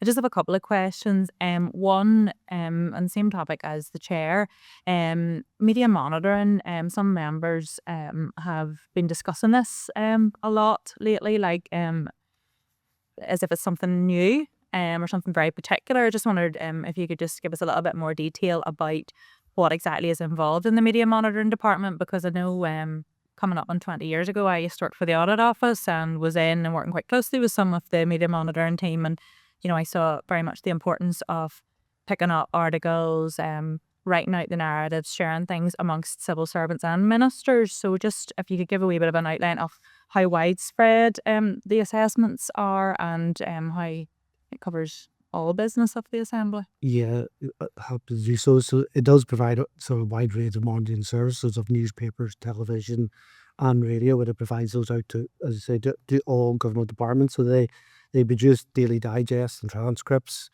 the news bulletins, news break items, and then they also provide a newspaper cutting service of all the daily newspapers, which then it's uploaded onto the Executive Information Service clipping board. There is a huge benefit of knowing what's topical at the time, and it's used quite often in terms of just staying abreast of current issues. So it is a valuable service that is provided equally to all departments to avail of. If you can imagine 10, 15 years ago, there would have been the delivery of a large bunch of newspapers going around lots and lots of offices. So it removes all that necessary expense as well. And so it would be fair to say that any one of us out of any party, if we happen to be on a particular news outlet and we were discussing something to do with a particular department, there would be notes of that passed to the department. It's not just any one particular party that you're... Absolutely not. So in particular, so I can speak, so within the Department of Finance, we would get our daily clippings of what goes on in all newspapers that mention any of the business of the department. regardless of the source. Yeah, no, absolutely. And whenever you see the cost of it, for a relatively small team for right across the civil service, it does put it into perspective. And I totally agree with you. It's important that, you know, it's being captured, what is topical and what's being said. I just want to ask you a wee bit around a couple of issues of cybersecurity, and I appreciate I've met with you and spoke to you on this before, just specifically in terms of land and property services. So they had issued rates bills across Northern Ireland with an incorrect URL, and it did eventually then come out that it was input wrong by human error, which took away a little bit of concern, because I know that myself, I was quite concerned had someone hacked the system, put a fake line in that to, you know, to direct people to that. And I just wonder, in response to that, what sort of role did your team have, or what was the follow up to that concern whenever the letter came out? Yeah, so I'm going to pass it to Hugh because you had quite a lot of dealings with dealing with the issue as it arose. Yeah, absolutely. When we became aware that there was an error in that URL, which is actually typed on, so it wasn't a link within a electronic document. So for anybody to access that, then they had to physically type that in. So we became aware. We engaged with the business area and LPS, and we invoked the DOF incident management, cyber incident management process, which basically, once that's reported as a cyber incident, then we review, we look at the impact, the potential reputational and financial damage to the department, and then decide whether that necessitates a Department of Finance incident management action team, which is effectively the DAF board to manage that, or it can be managed locally by the business areas. And based on that, the business area then took forward the management of that. As part of our central team support to that, we also engaged with colleagues within PSNI who were then able to work with Action Fraud to identify if there's any specific instances where citizens had actually been subjected to a compromise based on accessing those links, or had been directed to sites which were potentially malicious. So we worked through that process. We advised accordingly. We worked with the National Cybersecurity Centre in taking down or requesting that site be taken down, which is quite a long process. It took quite a long period of time for that actually to take place. And we engaged in terms of informing and helping with communication. So at the moment, I'm aware there's an internal audit assessment of that entire incident taking place, and our central team have engaged with the internal audit in terms of inputting into that process as well. Thank you. And it's good that we haven't heard of any individual who's been personally affected by this. And just a final one, how often would you be reporting against this brochure or metric, or is there any way that we can be kept abreast of this at interim basis? David, do you want to comment on the updates of the brochure? Yeah, as you'll see from the brochure, in terms of the delivery metrics, the intention is that it will report, these are the metrics against which we measure performance, and this is how we performed last year. But because different business areas are at different stages in the development, it's not completely consistent just yet. The intention is to build on what we've got so that individual departments are advised of the services they've received from DOF and the performance level at departmental level as well. But we're also looking, it's slightly more informally, in surveying colleagues with their experience of DOF functions. So where there is a metrical measure, that will appear each time the brochure comes out. This is what we're measuring this year, and this is how we performed last. But we'll be building on that. Thank you. Okay, Jerry Khan. Thank you, Mike Swett. I raised an issue a matter of weeks ago about a series of AO interviews. Basically, 446 people were unable to complete the interview, and it looks like most of them, if not all of them, were down to IT malfunctions, issues not on the computer end of the applicants, but on the provider of the interview portal, or whatever the correct terminology is. So I believe it's through a third-party provider via or Connect called High Review, if that's the correct pronunciation. So do you know how much this organisation were paid for this contract, and is the department happy with the service? Because like hundreds of people were spending days to prepare for a really important interview, and hundreds of them at least were basically unable to complete the interview because of no fault of their own. And I think most, if not all of them, were unable to go back and resit that application. So it seems very specific, but obviously to do with contracts and visual contracts. And I would speak, on any views or any assessment the department is doing on that. Yeah, so it is an external provider that provides that service to the HR Connect contract. It is managed by colleagues in HR, so it doesn't fall within the remit of this particular group in terms of our IT responsibilities. So I am aware of it. I know there has been difficulties with it. I'm happy to come back with speak to colleagues in HR and come back for some further information on it, but it's not something that sits within this particular group. Okay. Well, that'd be so, and obviously there's probably crossover in IT stuff, or this organisation, they don't know who they are, but you may be looking at them for your own services. So I think there's issues to be questions to be raising. We do have the HR, the relevant officials in front of us next week, Jerry. Yes, so we'll already go back there. Just on the media monitoring unit, so I remember a few years ago we used to be supplied clippings as MLAs of various newspapers, and sort of what was not the full news cycle, but some elements that were relevant to Stormont debates. I don't know if that was from the media monitoring unit or from the business office or whomever else. So just to clarify that, so the content of what's being supplied by the media monitoring unit, like, is that available to all MLAs? And if so, how is that obtained? And also when the department is, clipping articles and so on and so forth, presumably there's a commentary or there's a analysis of what X person is saying, whether that's correct or if that's viewed as in line with what the department are thinking of that. Is that the case? And if that's true, is that publicly available? But if information that would be useful. So at the moment, what happens is the media monitoring unit will review all the newspapers, the daily newspapers, as I said, reduce the clippings, and then they are uploaded on the individual departments' websites and onto the EIS clipping portal. So because they're specific to each individual departments, we don't get to see all the clippings. I'm not aware whether or not those are available to MLAs, but I'm happy to find out. I don't think they are. It might be useful for me to comment here. My understanding is we used to take the EIS service, but we don't anymore. Ours is now a separate one. So I can get more details on where the even why it made, except I have no idea why it was made, but yeah, and there isn't a commentary that comes with the clippings. It's just the clippings, and they're all right. Okay, happy enough.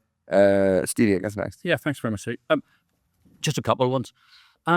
The commercial delivery group, which is supposed to review significant projects that go through, they do a 5-day project and all the rest of it. And, the costs are like £26,000 to do a 6-day review or a 5-day review or all the rest of it. There's been over, I think, just looking at what you've got on the thing, it's been over, I think it's 40 odd sort of health checks that have been done. Yet we've seen really substantial overruns in public procurement issues and the rest of it. Has anybody validated the health checks, and has there been any independent checks of how useful these actually are and what they've been able to deliver? And there's just a couple of things that come here, so maybe you could answer them all at the same time. You also have in things in here, it shows very clear things like individual peer training and the rest of it, and how it's charged by the department to other areas, and sort of things like, £100 an hour per person or whatever it happens to be. Has there been any benchmarking against that, or whether that's good value for money? Because we've obviously concentrated on the media monitoring unit because people are very concentrated on it. But actually, look at the cost of that. I think it's about 154,000 or something like that. I mean, has anybody looked at? There are AI services that do the same thing.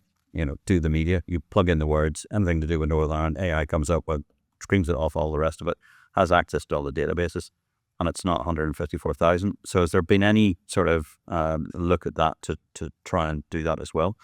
And I'm not really sure, what's the difference between the media monitoring and the executive information service and the library service? Because the library service is costing, it does the same thing, has the access to all the e-learning journals, has access to all the media publications and the rest of it, and seems to be doing the same sort of service. It just seems to be, there seems to be a lot of duplication here, and there doesn't seem to be any, I would love to know when was the last time we evaluated all these services independently to see if actually, A, we should be doing them, or B, if there's better ways of doing it. Because, you know, the AI system I've got an AI monitoring system for news and the rest of it. It covers it. Right? It doesn't cost me anything. Yeah. Now, I imagine most people who are in senior positions have exactly the same sort of situation and don't need 11 people sitting in an office doing it. Yeah, so I maybe take the media monitoring unit first of all. So you're absolutely right. There is a real opportunity now to look at new technology and new ways of gathering that information, and that is something we are pressing the EIS to start thinking about. Is there another way to do this? The team have, I suppose, been using new technology as times has went on in terms of how they produce the output. But given the analysis and things can now be done in a much more efficient way, it is absolutely something on our radar about reviewing that service. But because we've got an innovation lab that's supposed to be doing that at the same time, isn't it? It does a range of things, the innovation lab, but I think we need a specific piece of work looking at what are the opportunities with AI around those sort of monitoring of media services, and how can because you can produce a digest fairly quickly with the use of that tool. Yeah. So that's absolutely something we are looking at. Just to go back to the commercial delivery group, so that sits within central procurement. Yeah, so I think Sharon Smith is going to be up in a couple of weeks to talk about it. But just to say, the health checks are normally carried out by at least, so normally a 3-person team carries out. It's normally to people who are independent from the civil service. Yeah. So they bring that, I suppose, validation and critical friend view of projects. I would say just the question I have is that there's been a lot of procurement issues recently that are particularly sort of things about, Belfast Trust. Hospital developments, all the rest of it. Those have obviously gone through health checks, but I've never seen anybody come and say they've done a health check and it's Fiji tick or it hasn't been or whatever. Yeah. I haven't seen any output from this. Well, obviously it's probably internal, but I haven't seen any output. So there would normally be, when the health checks carried out, there would normally be quite a comprehensive report with recommendations and an assessment of whether the project's red, amber, green, which would go to the SRO of the programme and the accounting officer. And then action will be taken to correct where the programme or project's going in terms of that independent assessment. What I would say is the Northern Ireland office, they are in the process of finalising a draft report on major IT projects. Yes, a lot. But just to say, so that consideration will be the benefits of actually having the health checks, but having them much earlier in the project life cycle. Right. So quite often they're happening maybe too late in that project life cycle. Initial gate or whatever. So initial gate right at the start, and then incrementally throughout the life cycle of the project. Okay. So there personally as an SRO who's asked for a few of these to be done, there's been huge value in them. Yeah. In terms of highlighting things and actually then putting a plan in place to correct those. Okay. Can I come in on that? Because I'm aware that whilst you do have colleagues coming in for the next couple of weeks, Tony and Thomas, who would have responsibility over the library service, aren't actually on that agenda. So I'll give it an interim answer. Yeah. The distinction there between what the media monitoring unit and the library is doing is what the media monitoring unit does. And stop me if I'm wrong. It is bound by a copyright arrangement, so they can't be kept. Whereas the library has books and journals which it keeps. Yeah. So there's a quite distinct responsibility there. But I can get a colleague right back. Yeah. Sorry. Thanks for that. You finished? Okay, yep. Steve.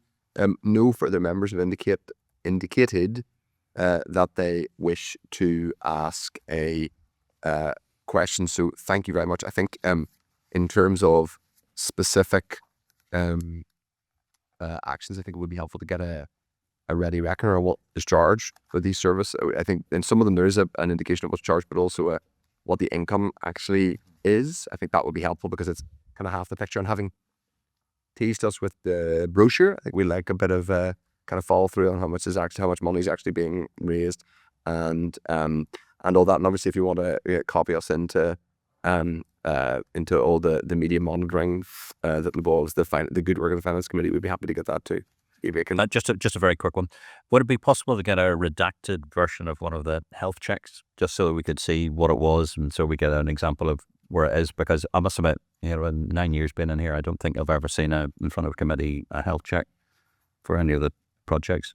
Yeah, No, we can take that away. And I understand all the commercial sensitivities and all the rest of it more than anybody else, but I'm more than happy for it to be redacted. I just like to see what the level of detail in it. And One other thing it would just be helpful for, because I've engaged a bit, including with the previous finance minister, on it, is around on campaign classified advertising. The Minister Murphy at least was relatively engaged on the issue, and I did a lot on it because I was at an APG in this area on advertising with our local and regional media specifically, if in effect, because there is, even though we sometimes disagree with what they write or are infuriated by their decision to cover or not cover something, there is still a public good that's being provided by the Irish News, the Belfast Telegraph newsletter, and the Down Recorder and the Impartial Reporter. I just want to know if there's still a kind of, I know there are certain obligations or in certain civil service jobs, and the department was looking at whether it needed to keep, and I know this isn't exactly what we're talking about today, but it'd be helpful to have an update on that and what obligations there are, and it may sit outside your area, Paul. It does. It sits with the HR colleagues, but I'm happy to have the HR colleagues, because they're going to be up next week with you. We do. We'll ask them then. I'll ask them next week. But just on the just because it prompted me on the classified and campaign stuff that was raised in the brochure. Okay. Yeah. On that note, we'll let you go. Thank you very much. Thanks, everyone.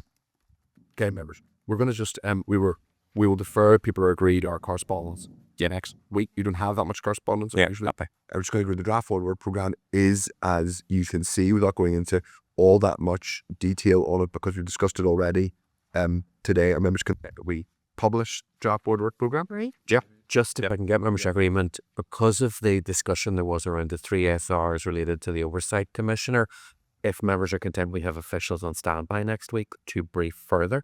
Oh, what, sorry? So there's a Legal Oversight Commissioner, the 3 SRs, if that's Peter and Chair. Apologies, Hoffer and I are not going to be here this next week. Are we going to be tight for quorum? No, Should be okay. might not be. Okay, maybe not. I may not. Gary Moore, so okay. Well, we will need. Sorry, through the chair and Cocker, it's going to be difficult. Paul and I will see what we can do to join in remotely. But We work on that. We might just be. But doesn't it'd be a launch event at the same time to block the community thing, but it can even tie in remotely. Yeah, and it could be. That would be helpful. Room set up. I think we'll need to clarify that what members can in the next day or two in terms of classes. I appreciate members flagging in advance, and it's helpful that we know that, but we will clarify it via correspondence to ensure that we are quorate for our meeting next week. And I would just say gently to members, this is, I think that given it's our first meeting after the comprehensive spending review, if we were unable to be quorate for the first meeting after the comprehensive spending review, I think the public would rightly think, what the hell are these guys at? So I think it's right and proper that we are, but I appreciate members being flexible and giving us advance notice, so we'll get that sorted. Agenda number 11, is there any other business? Does anyone have any other business? No. Oh, sorry. I just want to say thank you to Peter and the team for arranging this. It's been right now. It's A real joy. sorry for anybody that missed the tour. I really enjoyed it and appreciate it. I just want to say thank you for everyone who that. It was great. Yeah, and we're in the Marvel movie, which comes out in 2020. And It's like you really want to change career.